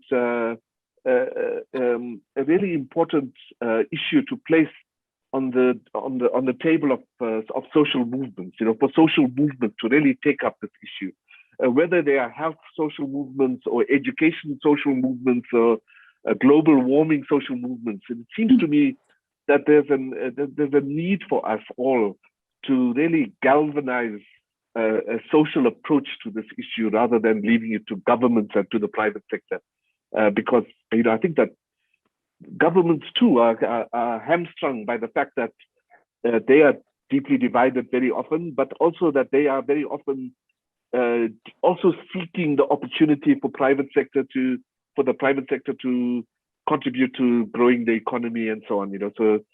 So the idea has to be that there's a social movement injection into this issue, I think. Thank you very much. I couldn't agree more. So this session is called Reimagining Humanity, and we've heard a lot of concerns, and we've heard some thoughts about moving forward. I think we haven't heard too much about the sort of philosophies from the East. And I happen to know that Dr. Wendell, you spent Dr. Wallach, you spent some time in India, if I'm not mistaken, even if it was a long time back. But I wanted to ask you if you could reach back into your memory, Dr. Wallach, and pull from that any nuggets from Indian philosophical thinking that you would like to put on the table, in addition to the Salt March, which I thought was very apropos. Are you still with us, Dr. Wallach? I am. Thank you very much. Yes. I actually spent about 2 years in the 1970s, and I'm very much a creature of the 60s. I was involved in the political and spiritual movements of the 1960s, and I came to India to study, to meditate, but I also got involved in various political and relief activities around Bangladeshi refugees. But I have been meditating for 50 years. And so I consider that very much a ground of who I am and what I'm about. And in a certain sense, that led to Moral Machines, to my reflections upon what had I learned through meditation. Let me say a couple things about meditation before I get too far into that. But I've been meditating long enough to reflect on whether I've wasted a significant period of my life in meditation or not. I very clearly do not feel that I have done so. And the approaches to meditation I got involved with for people of Indian background, they may be aware of J. Krishnamurti, R.P. Kaushik, Vimala Thakur, others who are really involved in a kind of inquiry. And from my perspective, that kind of inquiry was really first-person cognitive science before we actually had a full third-person cognitive science, because cognitive science was really just coming into the being in the 1970s and the 1980s.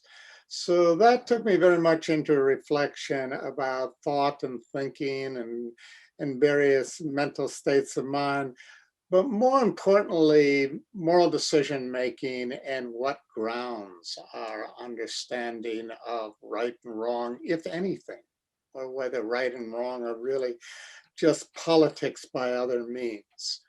So that in turn led me into reflecting on, well, could we actually implement machines that had these capacities? But the core question that comes up with artificial intelligence is, in what form are we humans similar to, in what form may we be truly dissimilar to the artificial agents we are creating?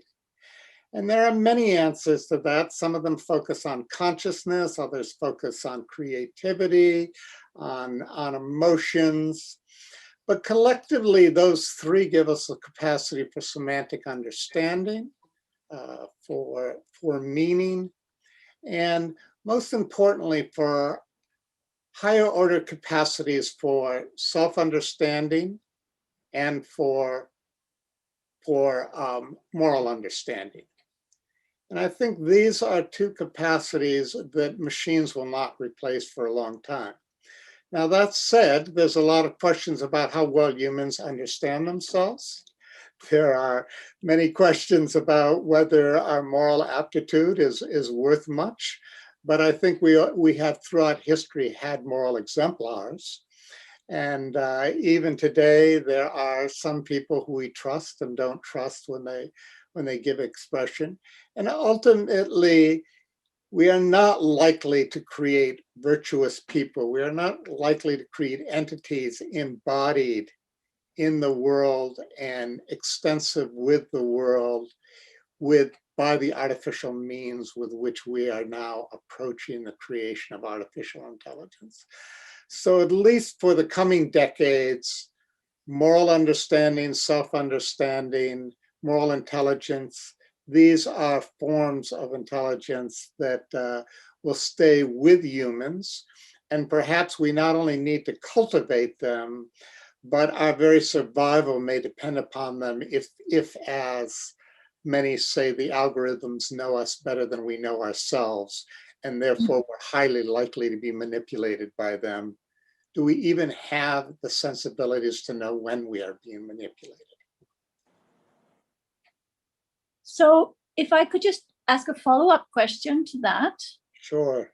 If we are asking ourselves whether we will know whether we're manipulated, is that a good reason to promote meditation?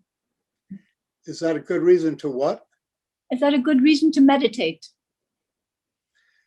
Well, there's meditation and there's meditation. I mean, there are people for whom meditation is, wooing them into unconsciousness.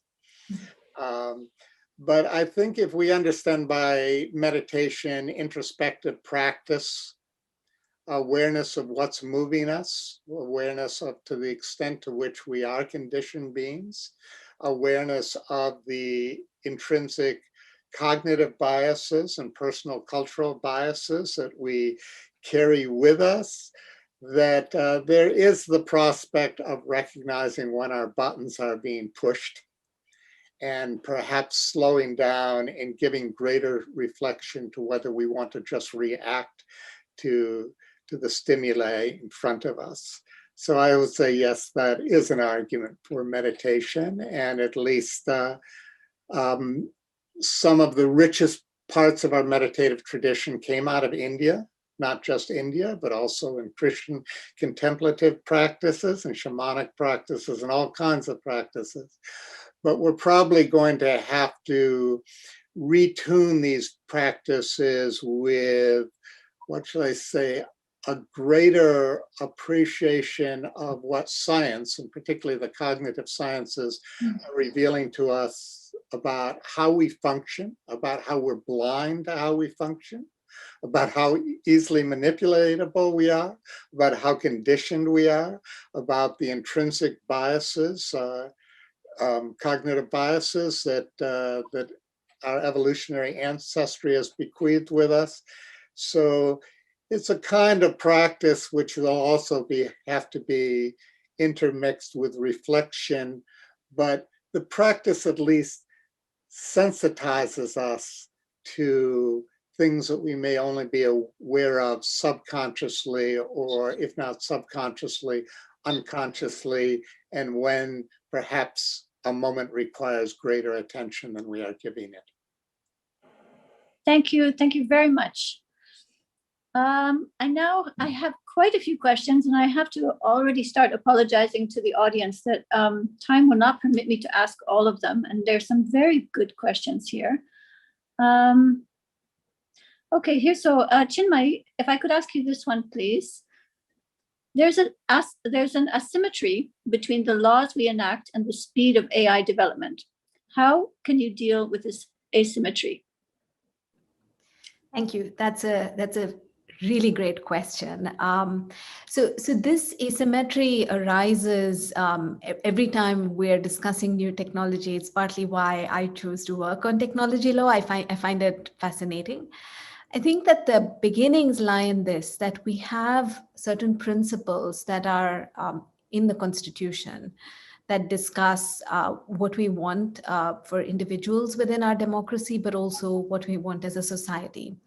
And the challenge really is in reflecting on those principles and thinking about what they mean in spirit and how we can stretch them in the face of this new technology. Now that's easier said than done, because to do that we need to understand the new technology and be able to appreciate its potential risks and benefits for society. And the way to do that, really, perhaps it's my academic bias, is to invest in the institutions that do this, fund research at public institutions that are looking at the Constitution and at how it affects new technology. So for example, privacy law in India has evolved considerably just in the 10 years in which I've been teaching, because it became important in the face of new data. To do that more intentionally, to create more interdisciplinary gatherings of academics where they can learn to speak each other's language and understand what the future holds for us is, I think, the best way towards planning how we might interpret the laws in ways that protect society rather than the companies. Thank you very much. I'm going down my list of questions now, and this is for Dr. Poge.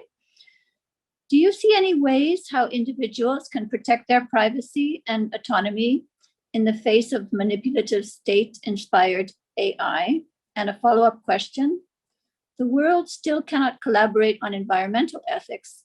How will we collaborate on AI regulations?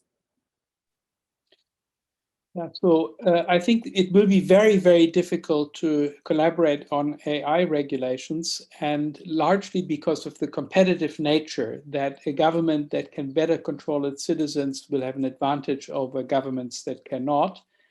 And if some governments are reluctant to constrain themselves, and I think China will be reluctant for one, but several others also, AI technology will be relatively cheap, so will be available to pretty much all governments.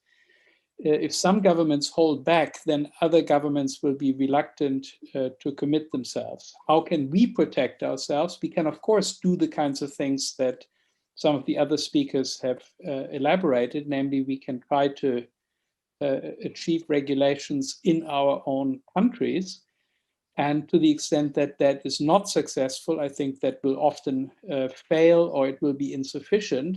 We can still stay off the grid, basically. We can not engage with the internet, or at least be very careful to limit our engagement with the internet in ways that makes us less subject to manipulation. Thank you very much. I think there's another question for you, if I may just pause to look. Yes, Professor Poge. When ethical values are so varied, how do we have a common approach to ethics in AI? Well, we need a common approach, I think, if we want to have this international regulatory framework where we agree. And the only way to build consensus that I know of is to talk to each other.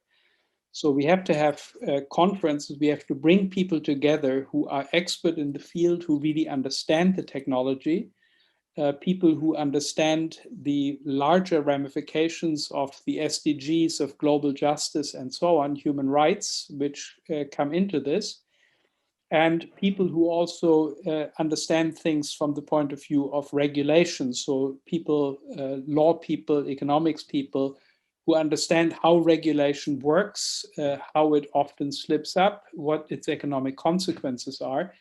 So we really need to bring the right people together and try to build that consensus that certainly now is not there. Thank you very much. And now we're coming rather close to the end, but I have another question in here. Maybe Dr. Bawa, if I may.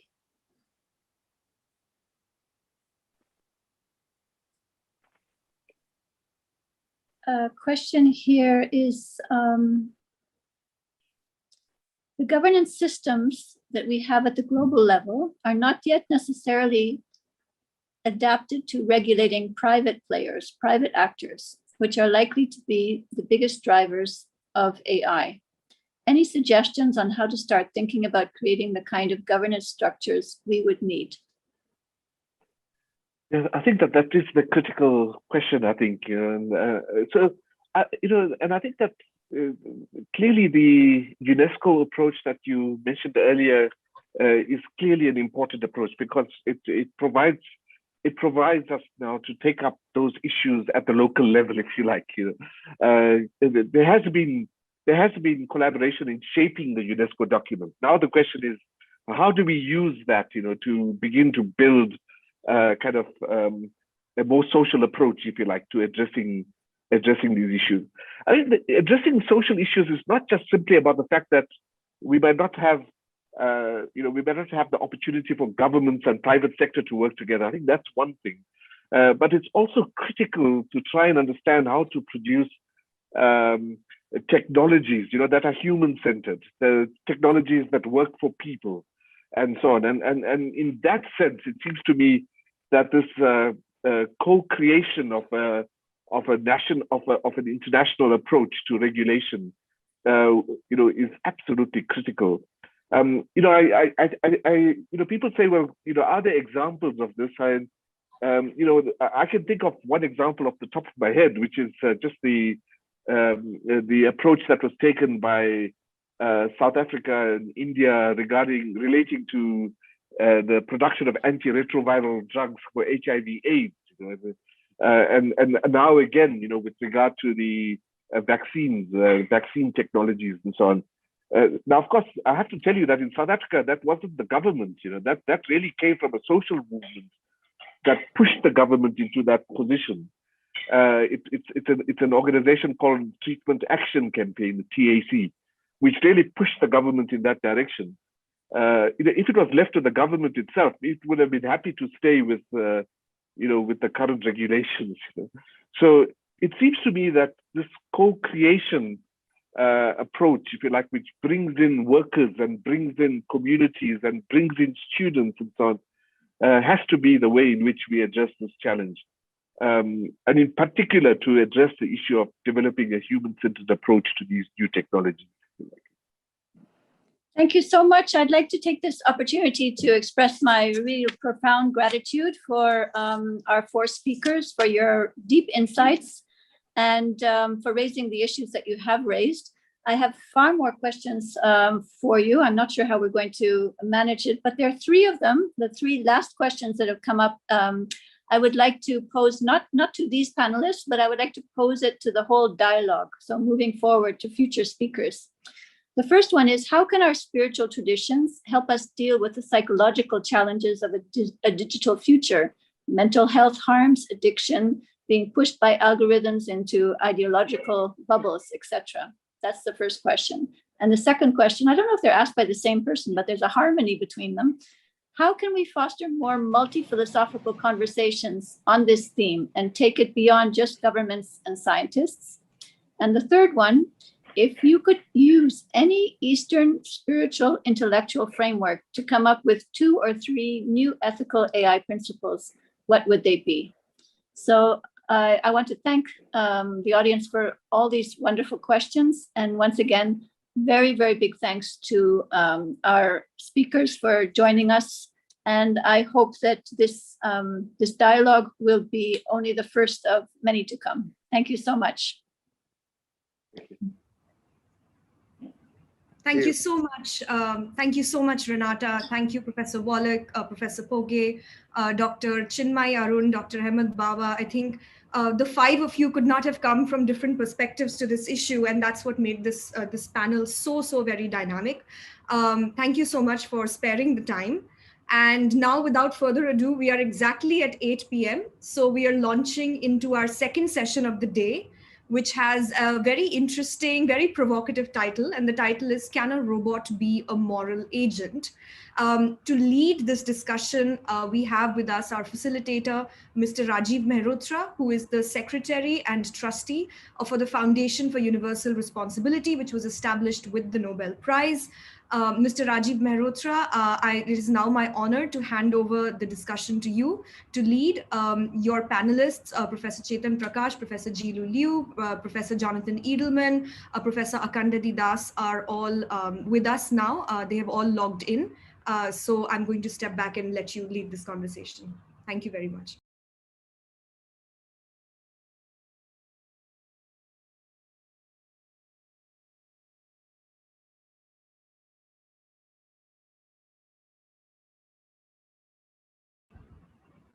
Sorry, I think Mr. Rajiv Mehrotra has logged out.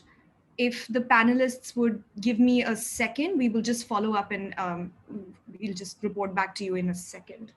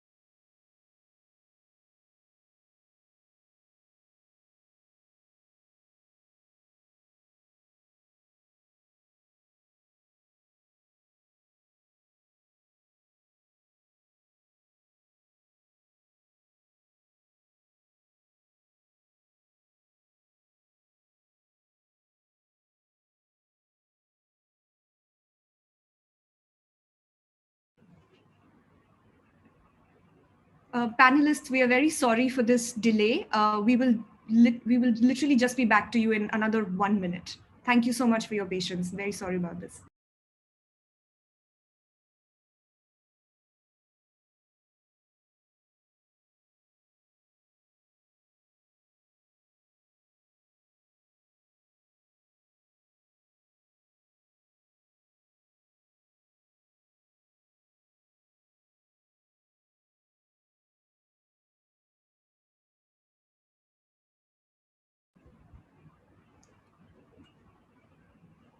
So we've just learned from Mr. Rajiv Mehrotra that he lost power briefly.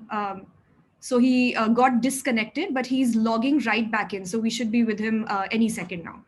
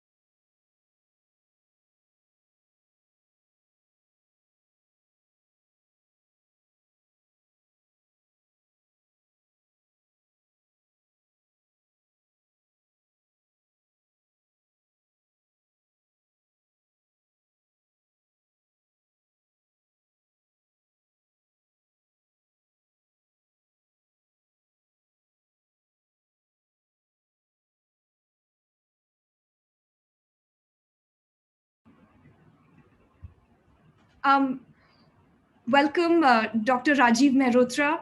And you have all the panelists for your session now here with you.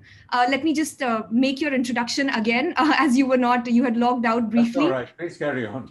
Yes, I'm very pleased to welcome Dr. Rajiv Mehrotra, who's the Secretary and Trustee for the Foundation for Universal Responsibility, established with the Nobel Prize, who will be leading our discussion for a very fascinating session on can a robot be a moral agent? Dr. Mehrotra, all your panelists are now online, and it is my honor to now hand over to you to lead this discussion forward. Well, good evening and a very warm welcome, everyone. My contrite apologies. I wish I had artificial intelligence operating in the background, and I may have been able to avert this fiasco. We lost power, and by the time the UPS took over, I was offline. So my contrite apologies. And a very important clarification, I never scaled the dizzy heights of a PhD. And so I'm just ordinary, how do I put this? I describe myself in traditional terms as a sadhaka, which means sort of an aspirant and a student. And I feel really honored to be a part of this very distinguished seminar and webinar, and particularly the speakers and the panelists that are waiting to speak. And my apologies that I've eaten up into so much valuable time and kept you waiting to try and cultivate the fine art of patience. I was listening very attentively to the previous session when suddenly my screen went boop. And can a robot be a moral agent? And I have to agree that One day, potentially, perhaps, if we survive long enough as a species, it may be a possibility. Meanwhile, we understand so little about how human values are represented in the biochemistry of the brain, the equivalent of which we would somehow have to replicate in a robot. We have not yet been able to evolve a consensus or specify a set of rules and contexts that define a particular value. And one of the distinguished speakers had pointed out the need for conversation and dialogue to evolve that. And like this seminar itself, I think it's an extremely valuable discourse that we need to nurture and cultivate to the larger aspirations of our species. But at the same time, I think there needs to be a large dose of humility in the challenges of the task. Even just something as simple as the International Declaration of Human Rights, which has been formally adopted, but for which there really isn't a universal consensus amongst major powers. China looks at it differently, and the United States looks at it differently. And I think that it's going to be extremely challenging to sort of evolve a consensus on the more nuanced aspects of what might represent human and moral values that essentially draw on religious belief, psychology, and the social sciences, and that cannot easily respond to the databases that currently drive artificial intelligence.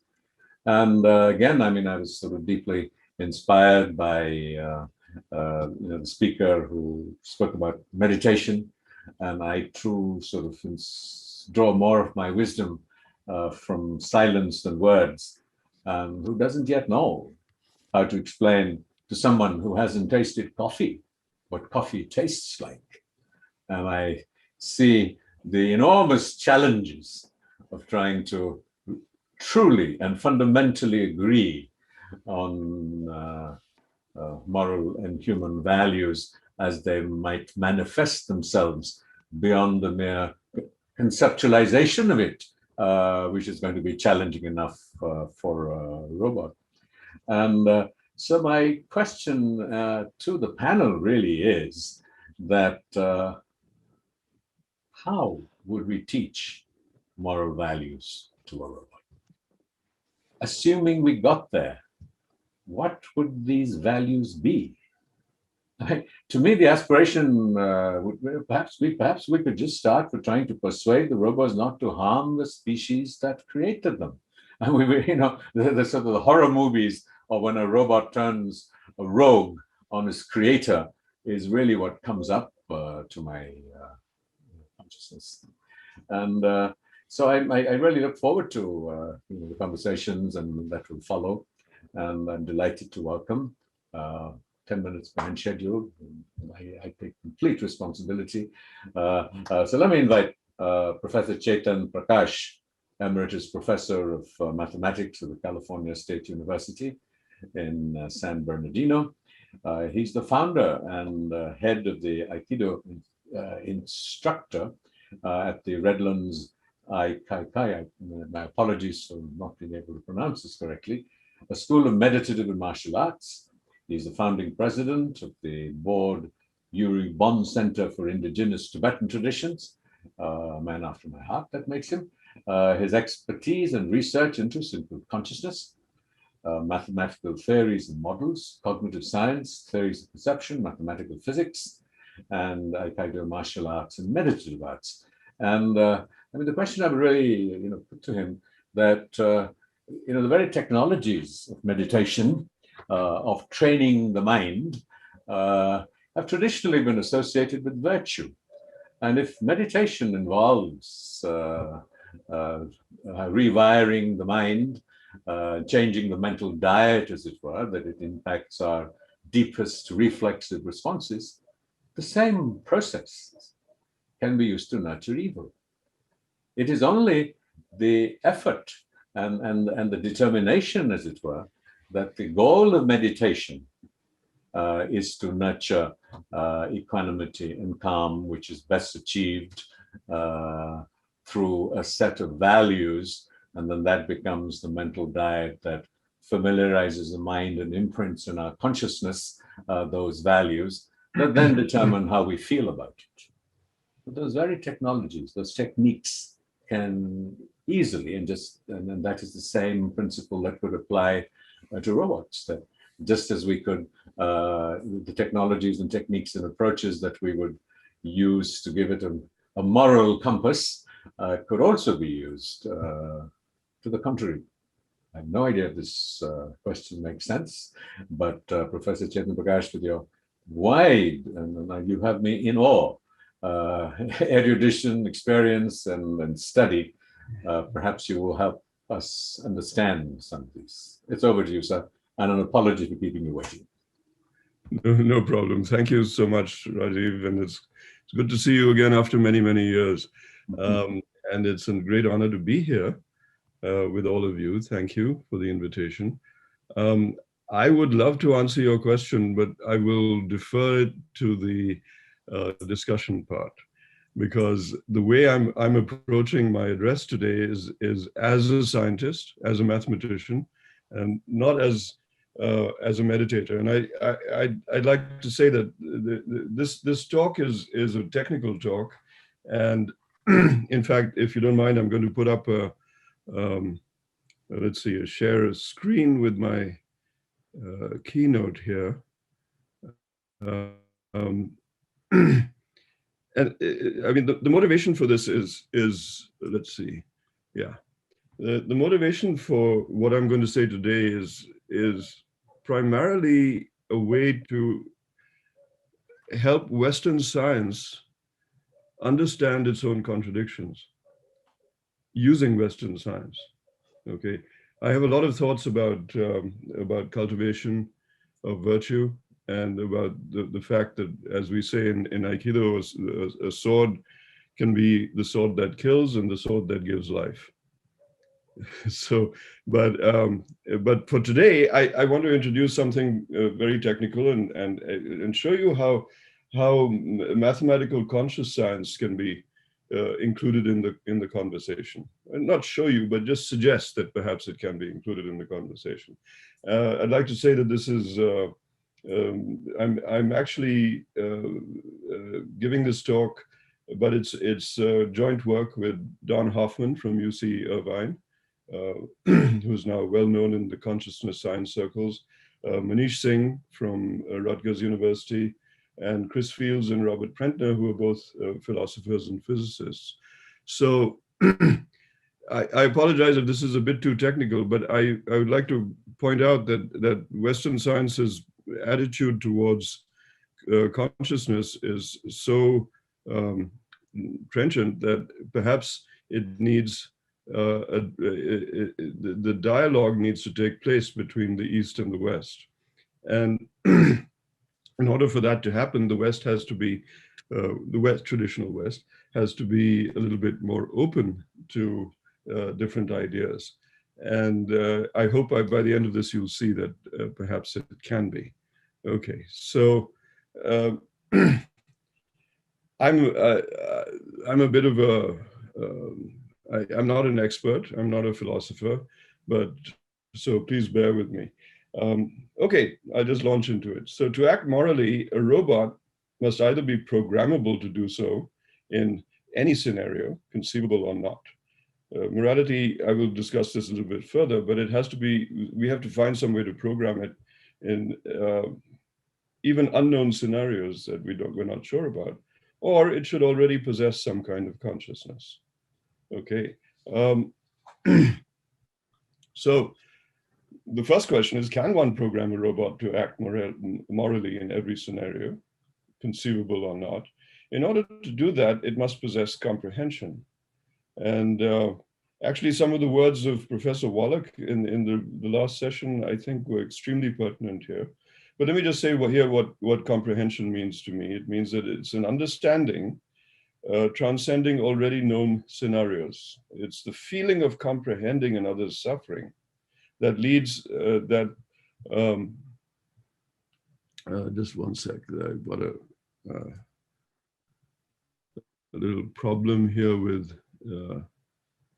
that informs the moral decision to act in support of their well-being. Okay, so if you just give me a moment here, I'll go back into the play. So in order to have that kind of feeling, feelings are something that conscious beings have. So in order to have that feeling, it would already have to be conscious. Okay, so either way, it would seem that a robot would need to possess a consciousness which is emergent from its physical structure and its architecture. And the question is such physically emergent consciousness possible? Of course, there's another approach to this, which is that perhaps consciousness is not something that emerges. That's the standard point of view. It emerges from brains. But there is another point of view, which I will talk about later, where perhaps consciousness is fundamental and brains emerge from consciousness. But I'm going to take the standard physicalist point of view, which I will explain in a moment. What exactly is physicalism? So I will show, my intention is to show that physicalism by its own assumptions contradicts itself. And I'm going to do this by a series of mathematical theorems. Okay, so first of all, what is physicalism? So physicalist theories are theories which say that perception, for example, is the reconstruction. It's a reconstruction of an objective world. And its assumptions are that, first of all, our perceptions estimate true properties of the physical world. They may be off slightly, but they tend to be fairly true of a physical world, which is objective and exists independently of any observers. Evolution guarantees that these estimates are accurate. Evolution is a fundamental principle of modern science. So the consequence of physicalist theories is that physical objects have causal powers. It's a functional belief that we usually function with in our daily life. And in fact, that brain activity causes consciousness. Okay, we normally when we talk about consciousness, we often say our brain is doing something. Okay. So a physicalist evolutionary theory is a theory which says that our perceptions have evolved as veridical representations of the objective world. Illusions aside, our perceptions are fairly accurate, and as we evolve, they will get more and more accurate perceptions lead to greater fitness. This is the standard point of view. And this is what I intend to challenge. So a veridical perception is something that's attuned to the structure of the world as it is. Okay. Now I'm going to propose a different kind of theory, which was originally proposed by Don Hoffman, though it has its roots in very ancient times, as well as in Western philosophy, certain areas of Western philosophy. So I have over here a desktop of a computer, and that's the metaphor I'm going to be using to describe the interface evolutionary theory. Our perceptions, this theory says that our perceptions have evolved not to tell us the truth of the structure of the world, but as a useful user interface between us and what may well be an objective world. Okay, so interface perceptions are attuned to evolutionary fitness, not necessarily to the truth. And so fitness itself is somewhat different from reality or truth. Okay, here is a piece of mutton, and here's a lion. So for the lion, if he's hungry, this is an extremely fit object to notice. Okay. On the other hand, for the rabbit, it's not. And we may not even notice it as a separate object. You may just see it as part of the landscape. Okay, so fitness effects depend on reality as it is, of course, but also on the organism, the species, the state of the organism. If the lion's already sated, it doesn't care about the slab of meat, but it may be interested in the rabbit for the future. But it also depends on what particular action the organism has. So fitness is not the same thing as reality. Fitness, not the state of reality, is what matters in evolution by natural selection. Okay, so in the interface theory, we look at reality somewhat differently. So the perceptions we have of reality, that we look at our perceptions somewhat differently. Space-time, for example, which is one of our basic perceptions, and any other perception is on a desktop. This is my metaphor that I'm going to use over here. So we have this desktop, and call that space-time. That's the arena in which things happen for us. Physical objects then are akin to icons on space-time. So for example, you can see here that I have a thesis, and that's a physical object to me, but it's really something which is on my desktop. And the fact is that in reality, this thesis is not this little square blue object on the screen. It's actually a whole bunch of ones and zeros. It's related to the software inside, it's related to the wires inside the computer, and so on and so forth. So in actuality, it is nothing like what it looks like to me. Okay. However, it's extremely useful for me to see it this way, because then I can function. Without, if I had to see the actual reality behind this thesis, this icon of the thesis, I wouldn't be able to do anything with it. I wouldn't even be, I might mistakenly move it into the trash and lose, years of work. So icons seem to interact via physical law, but physical causality itself is a fiction, because the objects of physics and the actions between them are all happening on our interface, our user interface with reality. Now you might say, should I take, should I take it so seriously that this interface theory that I really don't believe in the reality of these objects in my perception? Should I, for example, step in front of a train? Should I step off a cliff? Well, no. I don't take it literally. I don't take my perceptions of these icons literally, but I do take them seriously. I do know that there are consequences to take the icon of myself and put it in front of the icon of the train. I know that there's a consequence of taking the icon of the thesis and putting it next to the icon of the trash. Okay. What's actually happening in reality could be much, much more complex and different. So we worked on a bunch of, on a mathematical approach to all this, using assumptions of Western science to see what it could lead to in terms of running a game between interface agents, agents that use interfaces as against agents that see the truth. And we arrived at certain very startling conclusions. So one of them, the very first one, we call the FBT theorem, which is that fitness beats truth. And so if you assume that there is an objective world, and you assume that natural selection is, a fact of nature, it's a natural law, then the probability of veridical perception is close to zero. In other words, interface agents will dominate agents seeing the truth.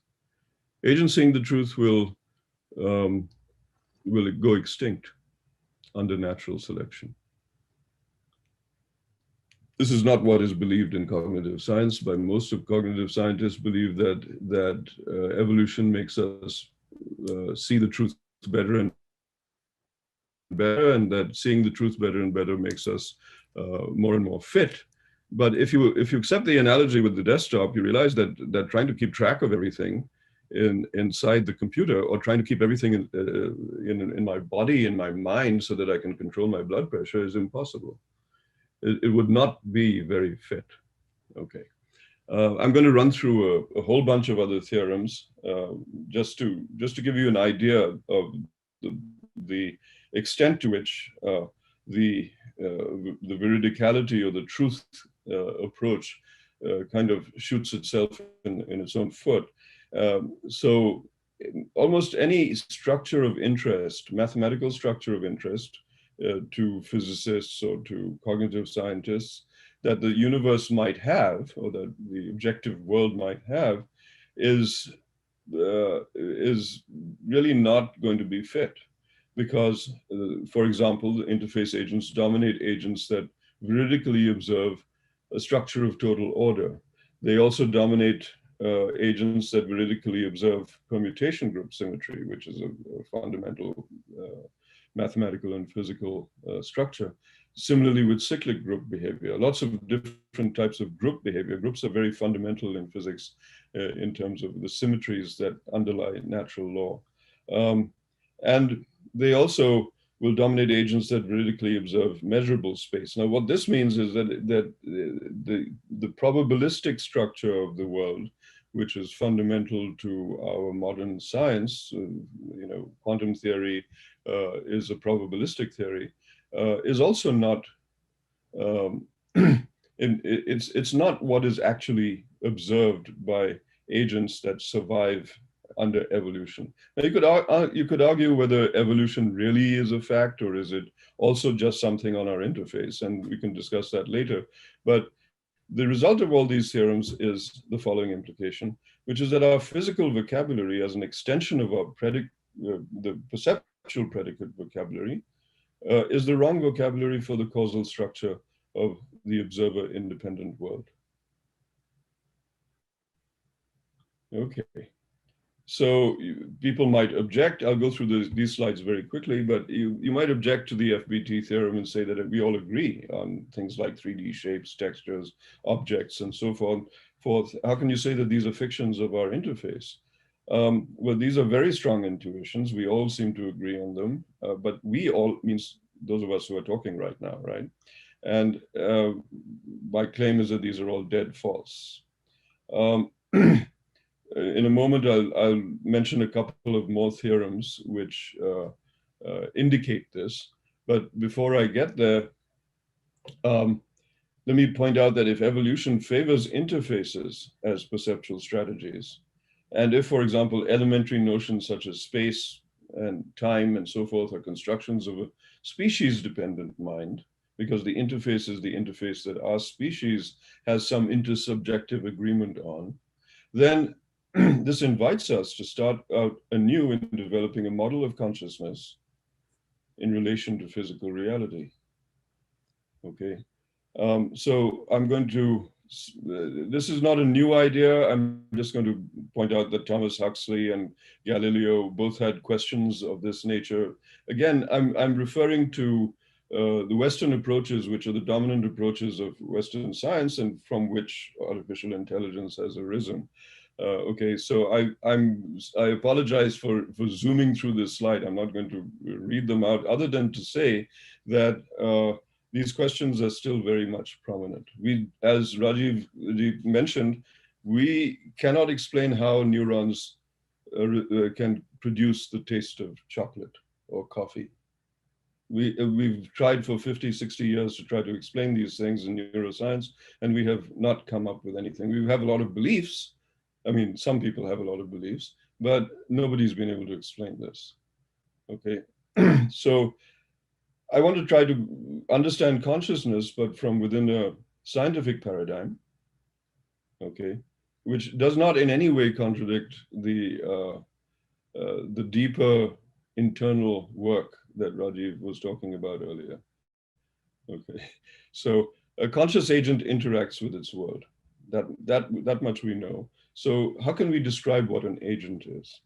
And we have a theory which starts with a very basic understanding of what conscious agents are.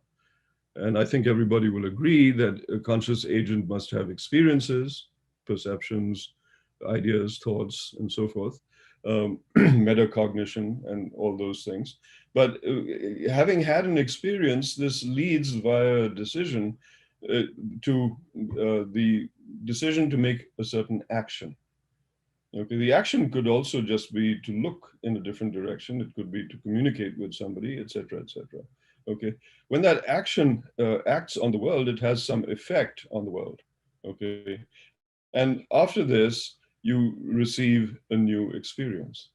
So conscious agents, I would say at a very basic level, have these 6 aspects.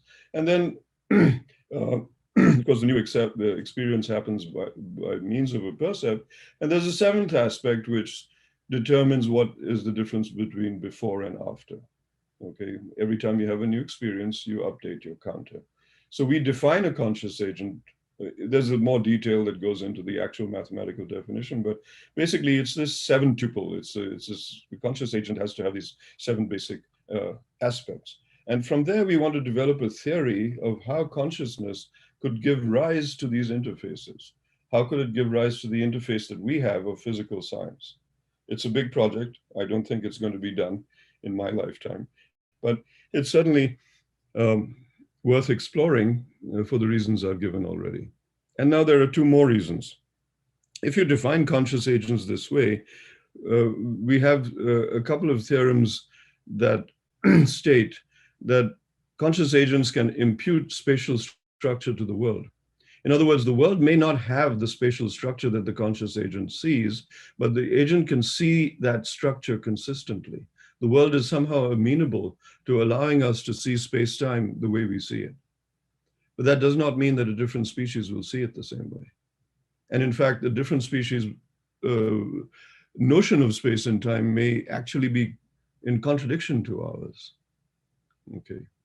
Not just a different species. I think, people who've meditated for a long time, I think mystics will agree that there are completely different ways of looking at the same world.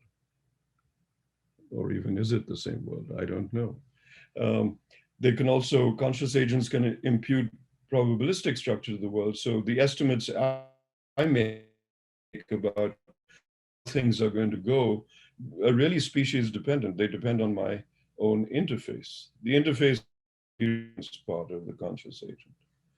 Okay, that's all the mathematics I'm going to throw at you. I don't want to go into further detail, but I think it's really important for people studying consciousness science to be able to talk to scientists. Okay, and so this is why we're using this language. I'm going to propose, after Don Hoffman, I'm going to propose the conscious agent thesis, which is that the activities of every conscious entity can be modeled by conscious agents. This is a scientific thesis. It's falsifiable. Okay, and so I invite all scientists to take this thesis seriously. It's by analogy to the Turing thesis, for example, and see whether it's false or not. And it could well be. We have half the world believing actually that this is true, that the world is a network of conscious agents. We have the other half of the world believing that, consciousness is an epiphenomenon of the brain, which is a physical entity. So which is it? The first has not been very successful in explaining consciousness. Okay, so what I could describe this by saying that what we've done is taken the traditional mind-body problem, which is to show how consciousness arises from the physical, and we're reversing it. This is the reverse mind-body problem. It's equally hard. David Chalmers called it the previous one the hard problem. This is probably the harder problem. Okay. So the conscious realism thesis is that the world consists of conscious agents and their interactions. That's it. Everything in the objective world is basically the interaction of conscious agents. And our physics is something that arises on our interfaces of these conscious agents. So Prakash, I'm sorry to interrupt. Your 25 minutes are over, and I have 2 reminders on my screen. 2 more minutes, but please wind up. It's fascinating. Yeah, please finish up. I've just got one more, please. 2 more slides. Okay, so in conclusion, humans have empathic feelings for and concern for others' well-being. Okay, they also are able to think in ways that are not computable. Robots are physical objects on our interface. They do not veridically represent an observer-independent reality. Feelings of empathy, which robots don't have, but humans seem to have, are the source of moral behavior. And so robots cannot be in the wrong. Only their creators or their programmers can be said to act morally or not. And I would just like to say one thing about it, however, which is that human beings are portals into consciousness, and robots could be also. Unexpected capabilities of robots that emerge post-design may be a portal into structures of consciousness we have not yet discerned. So beyond our own meditation, AI could also provide us with some information. And that's the end. So thank you. And thank you, Professor Prakash. I need to plead guilty twice over for having intruded and cut oh, this not at session all. Sorry, I didn't go. And I will go straight on to the next speaker. And I think it's important we try and give all the speakers their time, and then time permitting, get into questions. So I'm delighted to welcome Professor Ji Lu Liu. She's yes, there she is, a professor of philosophy at California State University at Fullerton. She was named 2019 Carnegie Fellow for her research project, Confucian Robotic Ethics. My God, that's exciting. She also co-edited with John Perry, Consciousness and the Self. Her primary research interest is to reconstruct analytical Chinese philosophy in topics such as Chinese metaphysics, Confucian moral psychology, and Neo-Confucian virtue ethics. Her current research topic is robotic ethics. I mean, I have to say that, I just hope that I will be able to stay in touch with all these wonderful people who are speaking on this panel. I have so much to learn from you beyond the 10 minutes that you have. Over to you. Thank you. First of all, I want to thank the organizers for inviting me.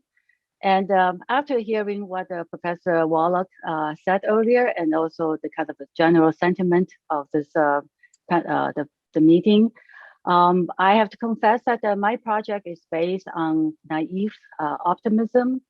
And so even if in reality we cannot have moral artificial agents, I would say that this will be a good intellectual play for all the philosophers. So the title of my talk is Confucian Virtue Ethics for Artificial Agents. With the advancement of AI technology, the appearance of intelligent, autonomous robots in our society is likely in the foreseeable future. In their important piece on machine ethics, Anderson and Anderson write, the ultimate goal of machine ethics is to create a machine that itself follows an ideal ethical principle or set of principles. That is to say, it is guided by this principle or these principles in decisions it makes about possible courses of action it could take, end quote. Whether autonomous robots can be moral agents depends on how we design them.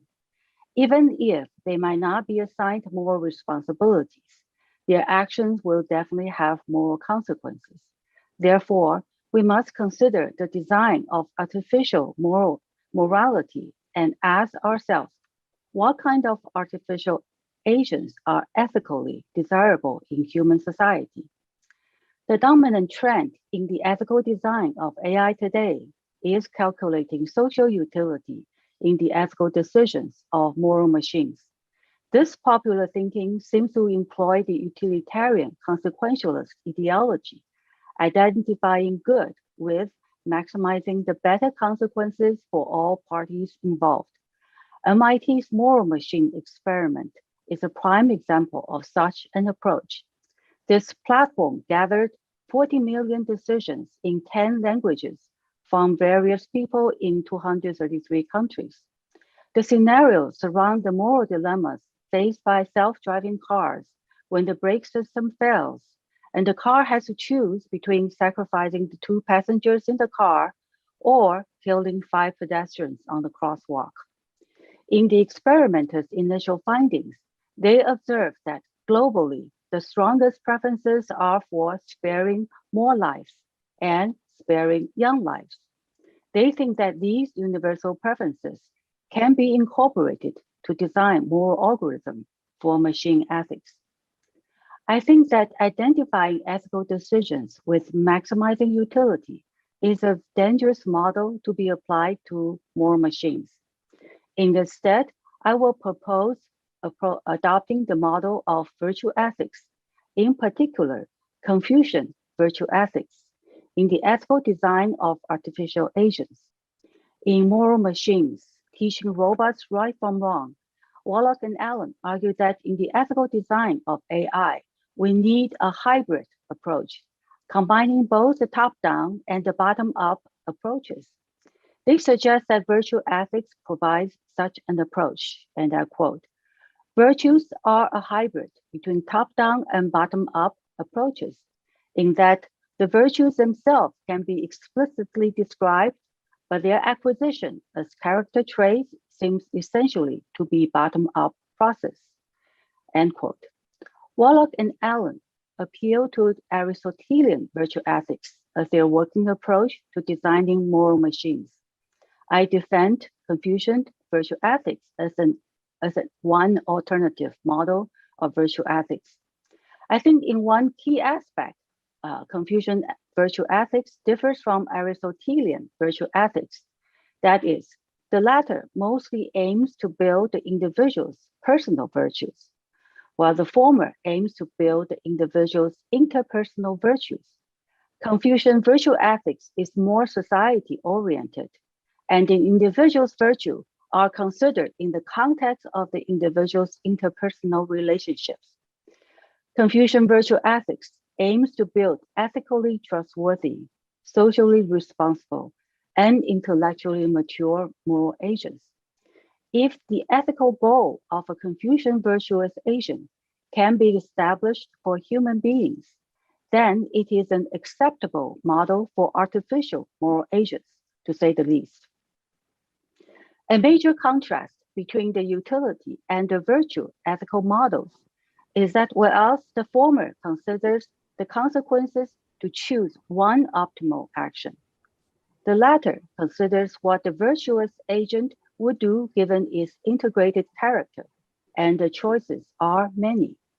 In Howard and Montaigne's proposal for the virtue approach, they also characterize the utility approach as action-centric and rule-based, while the virtue approach is agent-centric and case-based. My main argument for favoring virtue over utility in AI's ethical design is threefold. First, ethical decisions cannot be based on the calculation of utility without regard for human emotions, interpersonal relationships, and social context. Second, the manifestation of virtue is multidimensional, pluralistic, flexible, and sensible. In any given ethical situation, there are many choices that a virtuous agent could make, and they can all be ethically commendable. Finally, utility model is action-centered. Thus, with minor differences in the scenarios, each time the machine might come up with a different calculation of the outcomes and end up choosing a different action. As Anderson and Anderson points out, utilitarianism, quote, can't violate human beings' rights, sacrifice one person for the greater net good. It can also conflict with our notions of justice, what people deserve, because the rightness and wrongness of actions is determined entirely by the future consequences of actions, whereas what people deserve is a result of past behavior, end quote. By contrast, virtue model is agent-centered. Hence, it can give us stability and trustworthiness that we would demand from artificial agents. Ethical models built on maximizing utility can at best produce moral machines. Ethical models using virtue development can eventually give us moral agents. The approach of virtue ethics will have specific virtues designed as a robust disposition. Howard and Montaigne suggest treating virtues as skills, and they suggest that a robot can develop moral expertise, both in respect of judgments and in respect of action, the know-how. They argue that a robot's ability to learn and adapt to the environment applies analogously in perceptual cognition and in moral cognition. Both are a process of incremental learning from data, including categorization, classification, problem solving, etc. The goal of training artificial moral agents is merely to have them to be functionally equivalent to human moral agents. With this goal as my conceptual framework, here I shall list some robotic dispositions implementing Confucian virtues. Number 1, loyalty in terms of serving one's superiors. So the first rule, a robot must be loyal to its owner. If a choice is to be made between its owner and others, then the robot's primary duty is to serve its owner. Second, loyalty defines us doing what one is supposed to do or being loyal to one's role. So the second rule, a robot should be designed with a particular function and role. In its application, it must first and foremost fulfill its assigned role. Number 3, trustworthiness. The rule is the robot must speak and act in the ways to earn human trust.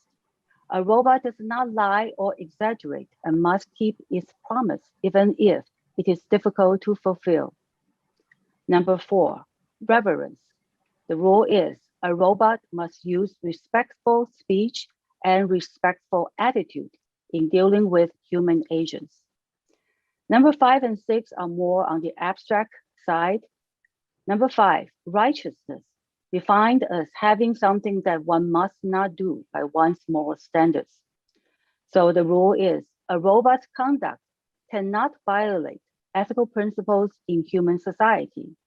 Such ethical principles can be built into the robot's top-down structure as prohibitions. The robot can also learn to develop its principles of righteousness through learning from virtuous agents' conducts. This principle can trump the principle of loyalty to its master. And number 6. This is just a time. Okay, number 6, humanity as defined by Confucius. A person of humanity is someone who, wishing himself to be established, seeing that others are established, and wishing himself to be successful, see that others are successful. So the final rule is a robot must render assistance to other human beings in their pursuit of moral endeavors. A robot must also refuse assistance to other human beings when their project will bring out their evil consequences or produce harm to others. In many practical aspects, Confucian AMA will be a welcome addition to human society. First, a Confucian ethical robot will be designed with specific job description suitable for the job it is assigned. Its primary duty is role-bound, hence any other decision it might take under special circumstances cannot violate its duty. Second, the robot will be trustworthy, reliable, and always respectful. The presence of such robots could conceivably improve human interaction. Third, a robot with a disposition of righteousness will be inhibited to take action that it considers to be ethically wrong.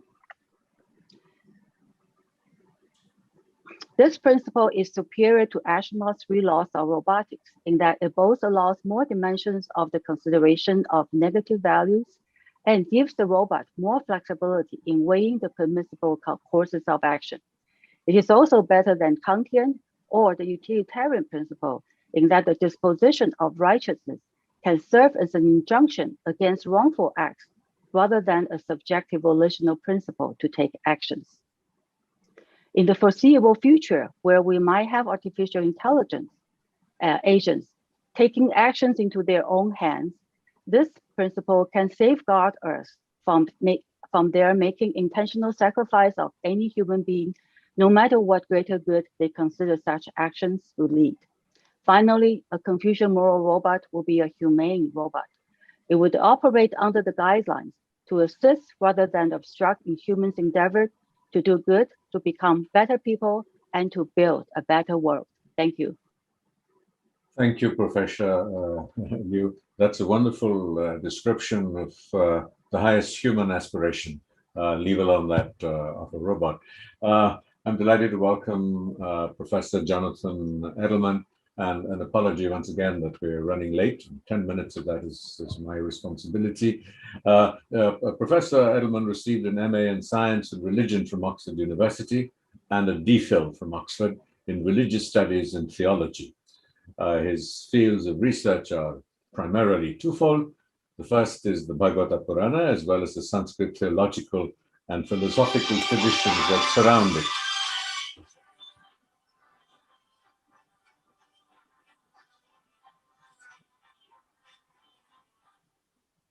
Misplaced technology, my apologies, it is once again.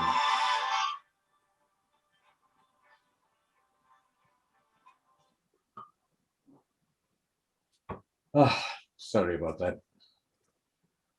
Professor Edelman is a section editor for the International Journal of Hindu Studies and was an American Academy of Religion Luce Fellow in Comparative Theology and Theologies of Religious Pluralism. His book, Hindu Theology and Biology, the Bhagavata Purana and Contemporary Theory, was published by Oxford University Press. We'll keep this introduction brief so you have more time to speak, Professor Edelman. My apologies. Thanks very much to everybody who organized this, the Indian United Nations and the Global Jindal University. This is a great pleasure, and I've really enjoyed all the talks that I've heard so far. It's an honor to be part of this. I have probably more questions than I do answers that I want to raise here. I wanted to give a brief introduction to some of the questions I want to ask about this. Then I wanted to talk about the self, agency, and intelligence. And I'm going to be kind of mixing together a number of different strands of thought. First of all, modern science and my understanding of technology, AI technology, robotics, my understanding of Western philosophy and Indian philosophy, and then my own sort of takeaway from this, my own interpretation of these issues that's very much informed by these different schools of thought or different strands of thought. To get the ball rolling here as an introduction, what I want to argue here is I don't think AI is something fundamentally different than any other of the challenges that the human race has gone through. The Rig Veda, for example, starts with Agnim Ile Purohitam. It's some time when human beings captured fire and we began to farm and to hunt and to raise animals, and all the way up to, you know, combustion engine and nuclear power and all kinds of things captured. Now, I think AI is more or less going to be another form of technology that we need to figure out how we're going to use responsibly. The other prefatory remark I would make here is that probably, in my opinion, epistemology and metaphysics are something we need to work on before we can address ethical issues. What is an AI system? What is it? What is a robot? Do they have an internal life? If we're talking about agency and intelligence, do they have a kind of interiority that's analogous to the way that we would ascribe interiority to other human beings, even to some animals and primates? And what exactly is a robot? Ethics in the West, I think many people have argued that ethics is as a discipline and within philosophy is primarily a product of Western discourse. Is that true? Is ethics something that, if we're going to take this from South Asian perspective, this is something that India needs to develop and get going on its own? I think I take Immanuel Kant's lead here, and I think that ought implies can. If we're going to ascribe agency to something and we're going to make it morally responsible, it has to have some ability to choose. It has to have a certain amount of freedom. Do AI systems have freedom, or are they merely programmed? If they do have freedom, does that mean they can pursue the goals that, for example, Indian life talked about itself, kama, artha, dharma, and moksha, and bhakti, and these different goals of gratification of the self, development, religion, devotion, liberation? Are these, can a robot then practice yoga? I think we're way far away from any kind of AI system that can do anything like these. And I think these are kind of defining features of what it means to be intelligent. The other last prefatory mark I want to make here is, how does language shape the way that we think about things? How does language frame our discourse? What, for example, happens if we decided to use Sanskrit and look at classical Indian thought, or classical Chinese thought, as we just heard, to reframe these things? Do we have a very different discussion about ethics, epistemology, metaphysics with a different language? Self.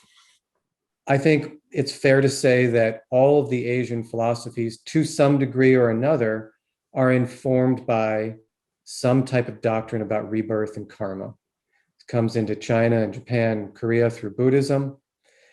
I would like to take a moment here to talk about Sankhya and yoga. The view here, one of the most ancient Hindu philosophies, Sankhya and yoga, is that the self, some kind of non-physical entity, attends to the body. But when the self goes into the body, it already has with it a built-in mind, ego, emotions, intellect. When we reframe the discourse this way, does it make us think about robots in a little bit of a different light? Moreover, the Sankhya Yoga tradition does not make this distinction between artificial and natural that is so often and so frequently made in Western discourses about the sciences. Agency. I think there are other questions here that Indian thought might raise. The ancient Indian grammarian Panini, for example, argued that agency, we could look at it linguistically, that an agent of a sentence is the means by which the verb is realized. He also talked about a prayojika, which is an agent that is under the command of some other agent. It is commanded or instructed to do something. For example, a farmer manipulates an irrigation system and makes the water the agent of irrigating a field, but it functions primarily linguistically as an agent. It's not, the water is not really choosing to do anything. Do these terms help us think about robots? I'm very skeptical of robots, as I'll mention here in a moment here, in AI as having anything like a robust sense of agency. In the background here, there is, as others have mentioned, within the Western philosophical discourse, a real skepticism about agency and freedom of the individual broadly. If we are merely physical beings, then we are under the control of physics, the laws of physics. Many people have questioned then, what sense are we even free? In what sense are we even, as human beings, agents? I think there's a little bit of this skepticism within India as well. Many scholars have noted, for example, going back to language, that the passive voice, for example, the rice was cooked by Devadatta, was used frequently within this sort of larger Sanskrit literature. And this, many people have argued, that indicated that many Indians were skeptical of the degree to which humans were agents, and maybe we are just passive, and we act under the control of forces and powers that we are largely out of control, largely outside of our control. Last but not least here, intelligence. Again, we talk about artificial intelligence in the West, and the idea here is that humans have produced some technology that is in some way fundamentally different than biological systems. I'm not sure that within the larger Indian discourse, words like Prakriti, for example, and I think this covers all of the indigenous Indian religions of Hinduism, Buddhism, and Jainism. I'm not sure that the Indian tradition would admit this kind of distinction between a natural and an artificial system, because everything that human beings create for example, is underneath this larger rubric of materiality. It's all natural in some sense. So I think rather than we're talking about pluralistic perspectives here, then I think from an Asian or Indian perspective, there really would be this question: is artificial intelligence really artificial, or is it some other form of intelligence? I'm not the least bit, just to conclude here in the remaining minute here, I'm not the least bit worried about AI or robotics taking over the world. I don't think we're anywhere, from what I see available to us, I don't think we're anywhere close to anything like artificial intelligence in a robust sense of intelligence. Intelligence meaning here some kind of self-directed will, some kind of intentionality that is set by the individual for itself to do something for itself or for its family or community or whatever. I don't think we're anywhere close to that. I think anything that we have that mirrors biological intelligence is programmed. It's not self-directed. It's not self-willed. And therefore, the idea that AI could be, or robots could be agents, I think we are not even, I don't think we'll see that in my lifetime or in the foreseeable future. And in the meantime, we should be thinking about fresh and new ways of conceptualizing AI technology. And we should be thinking and focusing on the human beings that will program these AI structures, the robotic structures, because that is the place. It'll be the human agents that decide what to do and how to program them. And that is something that philosophers, theologians, politicians, or scholars of history should be paying attention to. Thank you very much for this exciting conference. Thank you, Professor Adelman. You were bang on time with the precision that hopefully robots will be able to emulate in I try. in looking at the whole issue of ethics and values. And Professor Liu, in her earlier presentation, proposed some very difficult choices. And if I were to translate that and say, what would be an appropriate choice if there were two passengers and two pedestrians, and how might that choice be addressed? And obviously, the diversity of philosophies and perspectives that enrich the human species are as much a predicament in terms of the choices that programmers of robots and those who will cultivate, nurture, and develop artificial intelligence will have to confront. Dr. Ravik Sarkar is a visiting associate professor, data technology and public policy at the Indian School of Business, and where he is situated is the kind of space at a global level that will determine if and what a global consensus might be on the programming of or the design of robots, what kind of values, if any, they embody. So we're deeply privileged to have you, Dr. Sarkar. You have been working at the Indian School of Business in areas of data, emerging technology, and public policy.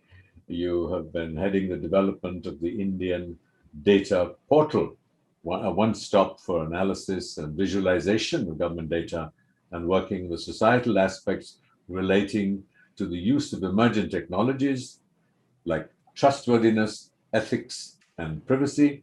You've been the former head of Data Analytics Cell and the Officer of Special Duty at Niti Aayog, where you work to help develop India's first AI strategy and a roadmap for the use of data and artificial intelligence for governance. So here's a man who has been looking at the application of artificial intelligence by the state, prioritizing its use, its potential applications, and So, I mean, we've had a tremendous series of presentations by philosophers, by people who have insights into the nature of it.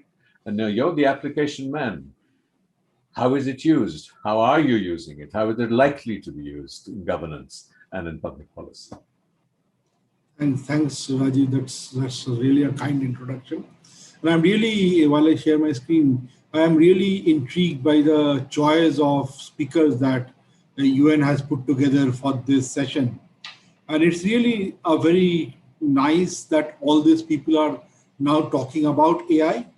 Because what has really happened is that the discussion on AI has been limited to the AI developer world or the people developing AI, and the other people didn't have a quite good view or to think about artificial intelligence at all.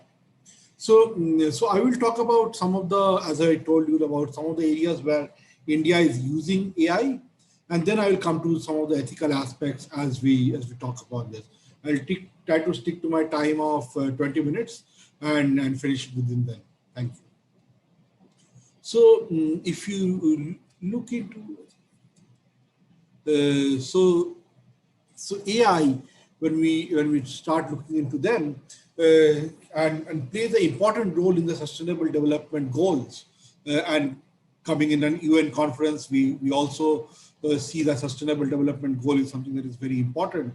So what can be done about that? So the first one that we see where AI can play a very important role is in ending hunger. We have a large food security to feed 1.4 billion people. And there's a lot of penetration of artificial intelligence that is happening in agriculture advisory services. There are several state governments who have adapted these services and are really using them very well. So there's a lot of work happening on this front. The next one we are talking about is goal number 3 on improved healthcare. Again, availability of healthcare is something on which India has the less than required number of doctors as per the prescribed numbers. And here, things like artificial intelligence can really help. There are a lot of applications that have been tried out in the Indian context. We know a lot about things like diabetic retinopathy, which have been made popular by people like, say Google. But there's also a lot of work happening in India on diabetic retinopathy, where one of the hospitals, LP Prasad Netralaya, in the southern part of India, has been championing this over the last 5 and 6 years. And this is where I think the problem that we have, that we do not have adequate doctors in the rural areas, those sort of problems are being addressed by the use of this technology. Again, a very important area where AI is doing very good is the identification of breast cancer. Again, this is a issue where women don't want to go because of the stigma around attached with breast cancer. So this is a non-invasive method, and at their own privacy where they are being able to do that. This has come forward through a company called Niramai based in Bangalore. On the education front, going on to goal number 4, and I'll stop only here. I'll not go to all the 17 goals that SDGs have. You have to ensure education. And AI is playing a very important role in creating smart content, intelligent tutoring system, virtuous facilitators, content generation, and helping students on that aspect. So there is a lot happening on AI in various aspects, and we need much more of these. If we need much more of this as a nation, what needs to happen? What we need as for higher adoption is that we first need robust technological development. And technological development is something what we call as the base algorithm development that we are talking about, so deep learning and machine learning. This is something that we can possibly borrow from the West on some of these aspects, but then comes applying this onto the Indian context. So you might borrow algorithm from the West, but you have to apply it on your Indian problems. And there are a lot of role of innovation and application on the domains and application of problems which are specific to India becomes very relevant. And how can we have an ecosystem that can promote that? Second, the very important aspect that we are talking about are the societal aspect. how can we look into the societal aspects of AI? And given that we are very interestingly discussing on global consensus, but if you also agree, the societal aspect becomes very important when we look into this, because each society looks at things from a very different perspective. Even if though we might have a global consensus on a lot of these issues on the technological front, we need to have a country-specific understanding on many of these issues. AI relies a lot on data. So how can we get the best data, ensuring the privacy? As one of the previous speakers, Arunima, spoke about, like the privacy regime in India has changed a lot in the last 5-6 years with the data privacy bill. Privacy become a fundamental right recently. So there's a lot happening on this space, and how do we balance this aspect? The next and a very important aspect is the aspect of liability. What if an AI agent or an AI application commits something wrong? Who is liable for the fines or the penalties that come along with that? So dealing with this aspect of liability becomes very important. And given that Open Jindal University is one of the premier institutes for legal aspects and law and legal studies, I think this is a very good area for this university to look into this liability aspect. And the last aspect is the aspect of skilling and jobs. Whenever we talk about AI, we talk about job losses, and job losses can actually happen if there is not adequate skilling that happens for the people. So we have to form and look at a system that takes care of all issues together.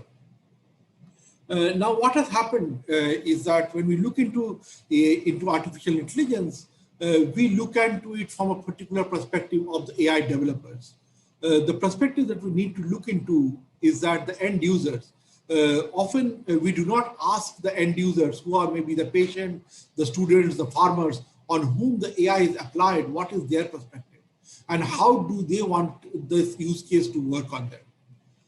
Primarily, it is the companies who are adopting the AI services. So if it's a hospital adopting healthcare AI services, they are the primary people who are in the discussion of AI and how the system should be developed. Often, the citizens' perspectives are not taken into consideration. The AI developers, so the companies like the Googles or Facebook or some other companies which have developed the AI applications, they also play a very important role, because they have been developing these technologies for a very long time, and they want to reap the benefits out of this now that they have invested in it. So how can they be brought into the picture? And then we have the role of the government and the regulator. They have to ensure that there's the ecosystem that is where the innovation can thrive, and also there is the safety for all the people who are involved there. So we have this various stakeholders group, and often if you see the stakeholders who are making the decisions on AI are the two in the middle, the end users and the government. The government is often lagging on AI regulation, and the end users are often not taken into consideration. And that is where we see a lot of the discussion on AI, and AI is not able to take its full potential. Now you have to balance all the interests of the stakeholders. How do we do it? There are two groups particularly. One wants to reap the benefits of AI. So we are looking at the AI developer communities. They have invested for a long time into AI, and they want to reap the benefits of it naturally. The corporates who have invested in AI, they want to reap the benefits, and they want to get the data from the citizens without possibly worrying about privacy aspect, like we saw in the talks, in the previous talks about Facebook or someone like that. Then on the other side, we have people who are interested in the safety aspect only. If I, as a citizen, go and I'm treated by an AI in agriculture or education, I want to ensure that I am given fair treatment and I have my safety. These are the interests of citizens. My privacy are taken care of. The government and regulators play a very important role in ensuring that they play a more commanding role as compared to the corporates. Currently, the whole situation that you see is very lopsided, because it is today the corporates and the big techs are actually capturing and controlling the game, whereas it should be the other way around. If you have to, it has to be citizen-centric. So how do we do that? Today we are talking about a lot of, and we are talking about moral agents. If you have to do, And if you're talking about moral agents as this AI engine, what then comes into picture is that we are talking about very simple, narrow intelligence applications. So we might possibly be able to develop a robot which can comfort earthquake survivors, but it cannot feel how an earthquake survivor feels about it. So we can do things on the left, but we cannot do things on the right. And that is where things are. And things get much, much complicated once we go into the country perspective. So let me go into, and there are many aspects which are there, as Professor Lee Jung, Ji Lu mentioned. There are a lot of issues related to AI that we talk about, and we have to look into the country's perspective. So these are things like that is very difficult for an AI algorithm to understand. Things like caste. Caste is a very important aspect in India. How do you explain the caste aspect to an AI algorithm? Even if you tell that, okay, we don't want to be biased on caste, we will remove the caste from the database, and then the AI algorithm can take a decision. But then there are a lot of proxies, like the surnames, the skin tone, the occupation, the neighborhood that these people stay in can be proxies. Similar things can hold for gender, for religion. So even if someone doesn't disclose the religion, maybe the locality they stay in, the type of clothes they wear, the type of languages they speak will be very good proxies for their religion. Again, these issues go on and extend. The technology folks are struggling very hard to make the engines understand, the intelligent engine understand how to train on these ethical issues, because these are things that as a human we can easily understand, but these are very hard to code to the machine. The AI developer community is trying to cope with that, and that is where I think we are in the race to make the machines which are intelligent slowly over the time. So this is just one aspect that I wanted to put into. There are many more aspects that comes into when we talk about the ethical aspect of AI and the moral dimension, like trustworthiness, safety, the privacy, and many other aspects. So I will stop with that for now, and happy to take more questions during the discussion. Thank you, Dr. Sarkar. You two have very kindly kept within your time limit and made up for some of my transgressions this evening. I'm delighted to welcome Professor Akandadi Das, a Vaishnava Vedanta philosopher. It's an amazing combination. He's a Vedanta theologian and philosopher, originally from Belfast in Northern Ireland. He has served as a principal of the Bhakti Vedanta Manor near Watford, the director of Buckland Hall in Wales, and a member of the Central Religious Advisory Committee for the BBC. He specializes in the integration of modern science and the philosophies of Vedanta, Sankhya, and Yoga. He's currently the director of the Science and Philosophy Initiative, a UK association, and board member of the Bhakti Vedanta Institute for Higher Studies in the USA. What an amazing combination of interests, science and Vedanta that you bring to our discourse this evening. Welcome, Professor Das. Thank you very much, Raji. First of all, can I say I'm not exactly a professor. I've spent 50 years living in ashrams and studying Vedanta. And as they say, the rest of my life I simply squandered. The question, can a robot be a moral agent? First of all, thank you to the UN in India and to the Jindal Global University. Very much appreciate being here, and I've loved the presentation so far. I could spend my 10 minutes just in that appreciation and agreement with the previous speakers. However, AI, it's intended to mimic the intelligence of humans, particularly in regard to decision-making and generating solutions for complex questions. But it doesn't operate in the same way that the human mind does, nor in the same way as even our brains process data, because AI uses proxies, trial and error feedback systems. And as was the previous speaker explained, we're still at the level of narrow intelligence. Now, I think Vedanta offers a useful analysis here because it states that there is a distinction between the information processing and decision-making systems that we as humans use, and it separates that from our actual ability of experience and our existence in both perception and volition, which are qualities of the conscious entity. So Vedanta makes a distinction between the conscious entity as the source of the experience of perception and the ability to be an agent of volition, and the interface, as was discussed earlier, that of the mind. And Vedanta describes that as we have this internal sense, the antakarana, which is in Sankhya terms composed of mana, buddhi, ahankar. And these together form a sort of internal decision-making process, which in one sense is a sort of artificial cognition. And it's that which AI can try and replicate in some way or other. But that's different to replicating the actual experience of consciousness in terms of how I like to discuss it in the science and philosophy kind of world as unified qualitative subjectivity. That experience that I have of my own existence and being the witness of my experiences and being a qualitative experiencer, i.e. I experience certain qualities of my internal perceptions and mental states that are distinct from the physical world. Now, just putting a face on a robot doesn't make it conscious. And I think this sort of Disney-esque approach to robots has maybe confused it.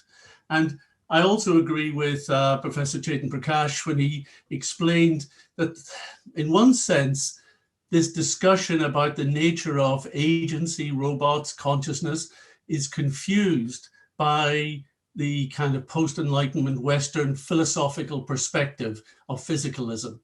And physicalism, as he explained, is that philosophy that regards human consciousness as a product of complex brain activity.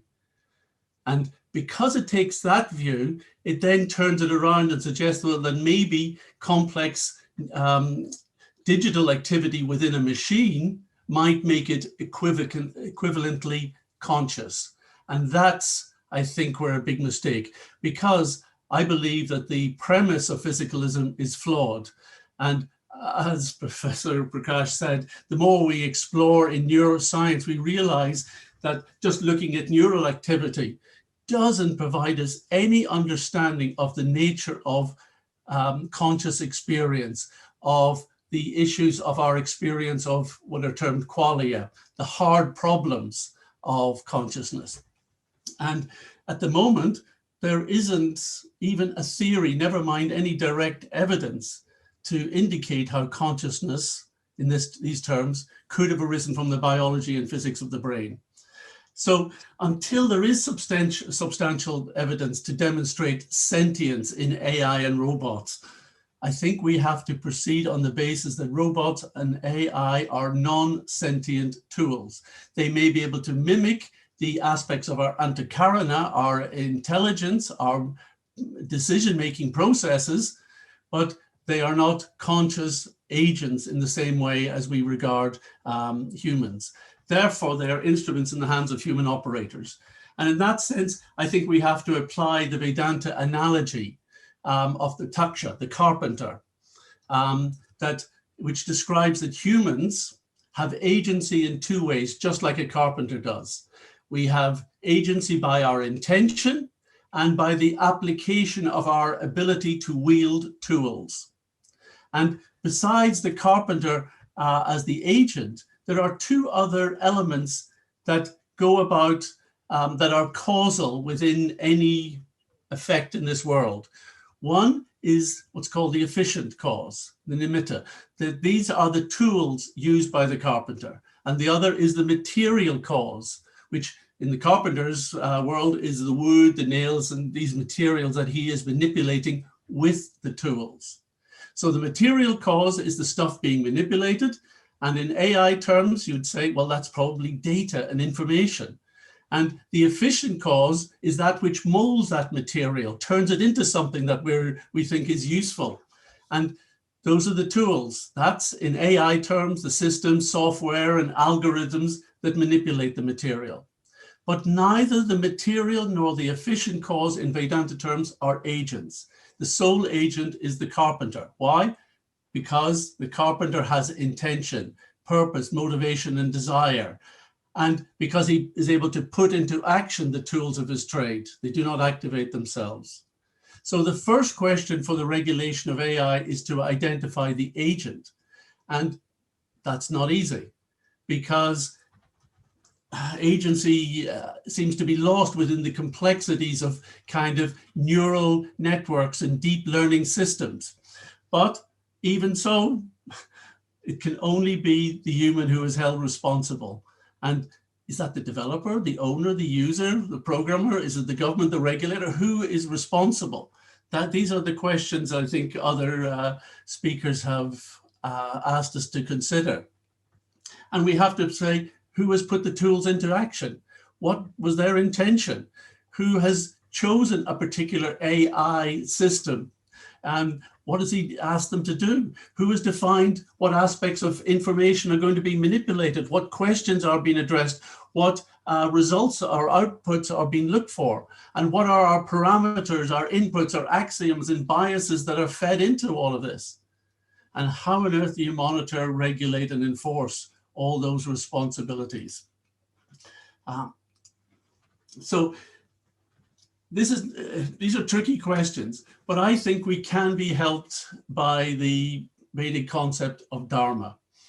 So although robots are not moral agents themselves, we can still use ideas and the concept of dharma to define the purpose of AI systems, how they are constructed and utilized in keeping with that dharma. So let's have a little look at just how dharma works in a few minutes.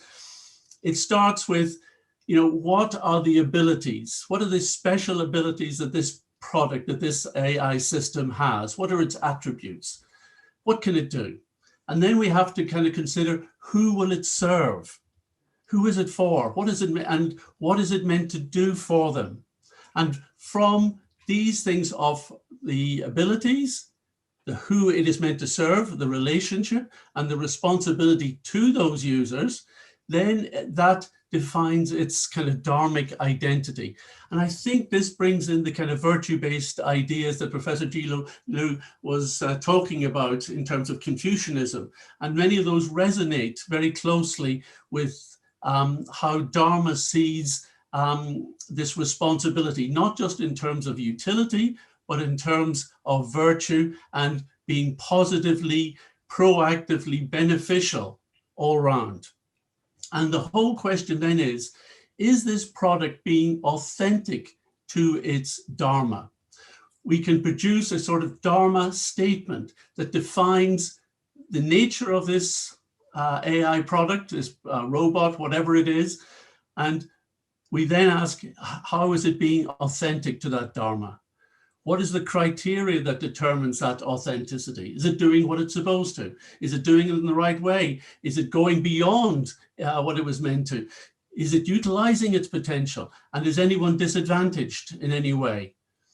So in one sense, we already have dharma statements for products in technology. Machines come and say you should use it like this and not like that. Medicines, vaccines say they're for this purpose, don't misuse them, and so on. And if we have an issue with those products, we go to the agents behind them and hold them liable and culpable. So we ask, was the intention when something, a product is created? What was the intention? Was it badly conceived? Was it ill-intended? Was it maybe someone had some ramification and outcome that should have been foreseen but wasn't? Now with AI, especially when we talk about deep learning systems and neural nets, the outcomes are definitely going to be less easy to forecast, and they are not transparent. AI makes decisions in ways that are fundamentally opaque. And although we can try and fathom why it has come to a particular decision, as I was informed by Neil Lawrence, who's now in charge of DeepMind, you will never get an answer that is actually close to the truth of how AI comes to its decisions. You just don't know. So they're hard to forecast, but we have to keep to the principle. Don't chop down a tree unless you know where it's going to land. So any product we devise, we have to think, what are the ramifications for this, and how to keep users, developers, and the corporates behind this responsible is our big question. And we also have to know that in this world of regulation, I think there's an issue that Professor Polka brought up earlier, that our decision-making, our interests in regulation is also now going to be influenced by AI. So even what we think is ethical, what we think is appropriate, what we think should be regulation, the AI could be manipulating us in that. So how do we inoculate humans in such a way to retain the moral compass that we kind of feel intuitively belongs to humans, but is now probably being affected by AI systems? So I think this then calls on us as human beings to start to go and make contact with sources of morality that are deep inside us, that transcend such influence. We need to somehow reach inside to find divine perspectives beyond the influence of social, political, even denominational religion, and beyond the role of social media and AI influence. And I am a little worried for the future, because I don't think humans are very good at implementing technology. And when we do start a new technology, it's usually years later we discover the problems. And as we are still doing with the Industrial Revolution, trying to tidy up the mess we made in these centuries. So we have an immense task ahead of us, but I really appreciate the ability for us to come together to discuss this. And I beg us not to abrogate our responsibilities as agents to machines or AI in any way, thinking that they replace or can better our sense of moral responsibility.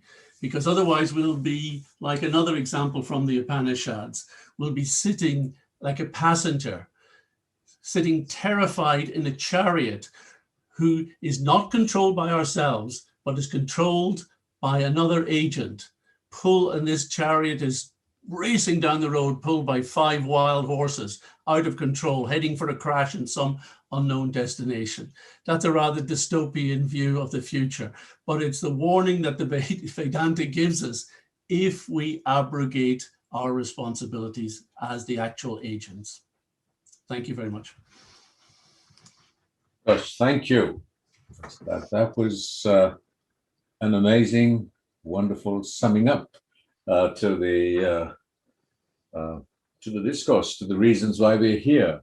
I think there is this overwhelming fear that with artificial intelligence, and particularly because we ascribe to it intelligence, there is a kind of fear that once the genie is out of the bottle, we may not be able to control it. And I think there is enough science fiction behind it to terrorize us about that possibility. And I think that dovetailed with that in our conversations this evening has been the very important consideration of whether ultimately it will be the markets, whether it will be the pursuit of power that will determine the manner and form in which artificial intelligence will unfold. And you have so rightly put the emphasis on the intention and the sacredness of the intention as the determination of the determinant of the aspiration and the direction in which it will go.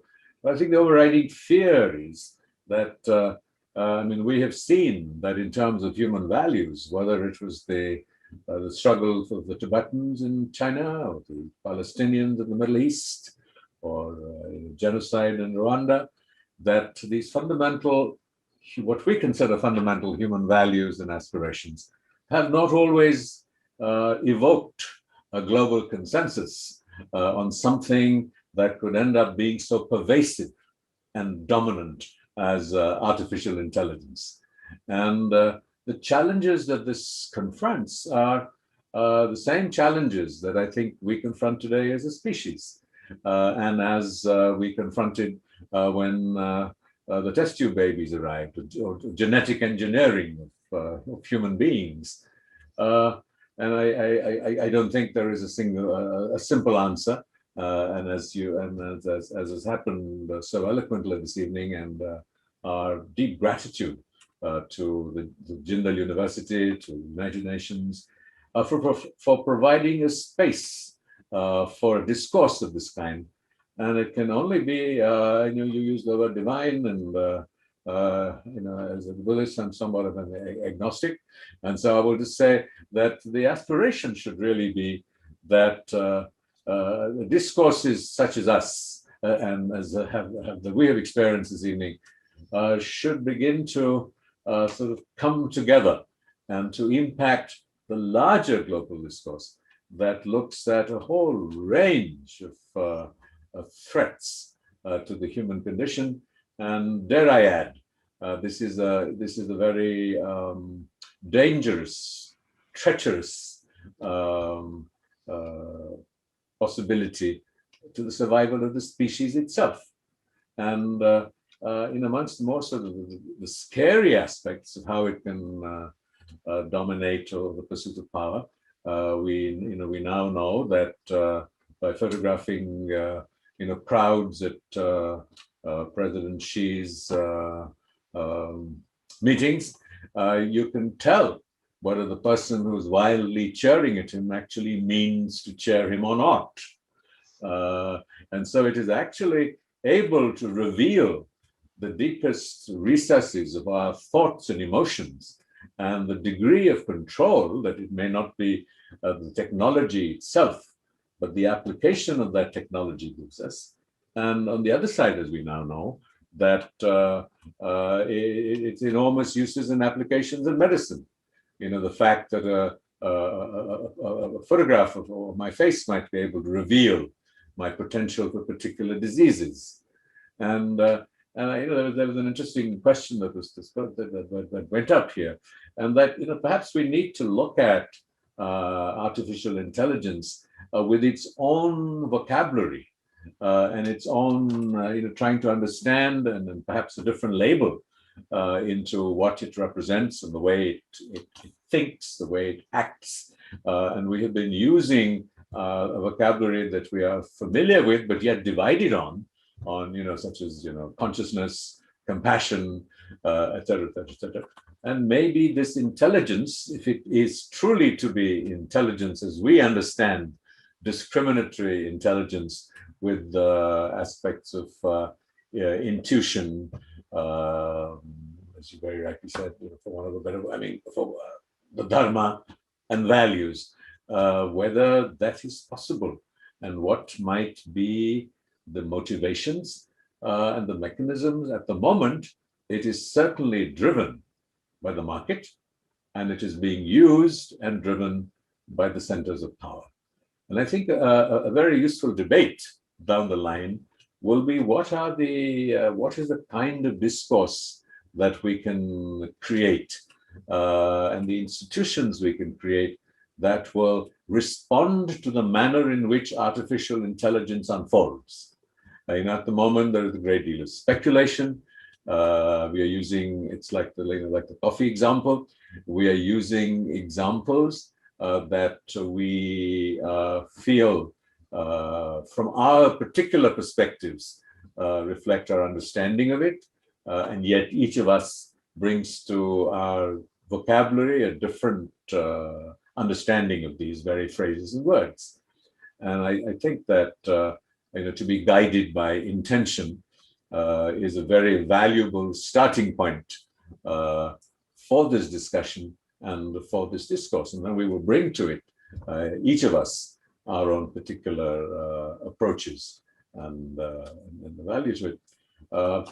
If there is time, I mean, if I may, you just pose this question: that what are the instruments, the mechanisms that artificial intelligence uniquely requires and calls for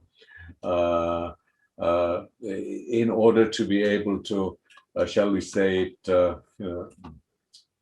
one of a better word, tame it for the larger human enterprise, for the benefit of all sentient beings. I cherish that phrase because I think the human species has developed an arrogance about itself and its place on planet Earth and in the universe. So if anyone has any comments on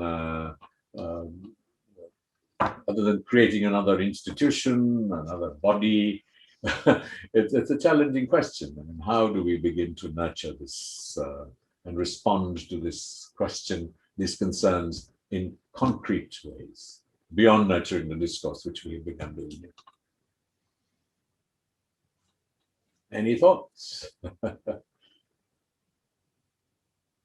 I've actually just circumscribed it by saying that, even the truth that and reality that Professor Prakash is so eloquently talking about and giving us a perspective. I mean, there is that famous story from our scriptures about the rope and the snake, and that person who mistakes the rope for a snake, for him, reality is the snake. We can forever argue about the true nature of reality and the true nature of truth. But reality and our experience and understanding of it is what we as individuals see and experience. And the rest, for most of us, tends to be out there. And what are the mechanisms, the instruments, the kind of discourse that can enable us to somewhat uniquely, because, we need to reflect that, the nuclear bomb was stopped by the great, the great apostles of democracy and freedom, and have not been used by today's totalitarian regimes. And how have we managed to contain it? Have we contained it permanently? Is it transient? Its shadow still hangs over us. So I just pose these questions because it's far easier to do that than to provide answers. But these some of those that came up for me with a very eloquent presentations by our panel. I think the time is up. It's been a long evening, and I do want to once again apologize. It just hasn't been a good day for me, as you have seen, from the failed. I think you summed it up very well, Rajiv. I did what you just said. So thank you very much. Thank you, Jindal University. Thank you, my good friends Raj and Sudarshan, which is the only reason why I'm here. I have nowhere near the qualifications or the eruditions or the experience of this very distinguished panel and the panel that preceded it. Thank you all, and may our collective efforts further the human good and the good of all sentient beings. And thank you all. What else can we aspire to? Thank you, Nabila, for this organizing this. And thank you for your patience with me. I shouldn't keep apologizing, but I feel terrible. Thank you so much, Mr. Mehrotra. I was just going to say you've apologized so many number of times. As long as we don't have a truly intelligent technological tool, I think glitches are par for the course. But it was entirely our honor to have you. And a special thanks to Professor Chetan Prakash, Professor Jilu Liu, Professor Edelman, Dr. Sarkar, Professor Das. All of you have taken the time and you've had so much patience, to join us for a very detailed discussion, which has spanned the breadth of policy to philosophy to very concrete solutions. Thank you so much. We look forward to seeing all of you and all of our attendees as well for our sessions tomorrow. We have 3 sessions in all. They start half an hour before our timing started today. So that's 5:30 p.m. India time. So I hope that apart from the panelists, all of you will join us as well, and all of our attendees as well. We will see you tomorrow. That was all the housekeeping announcement I had to do. Thank you so much once again also to Professor Rajkumar and Renata, who have stayed with us through the course of this day. Thank you so much. Thank you all. Thank you very very much. stimulating. All the best.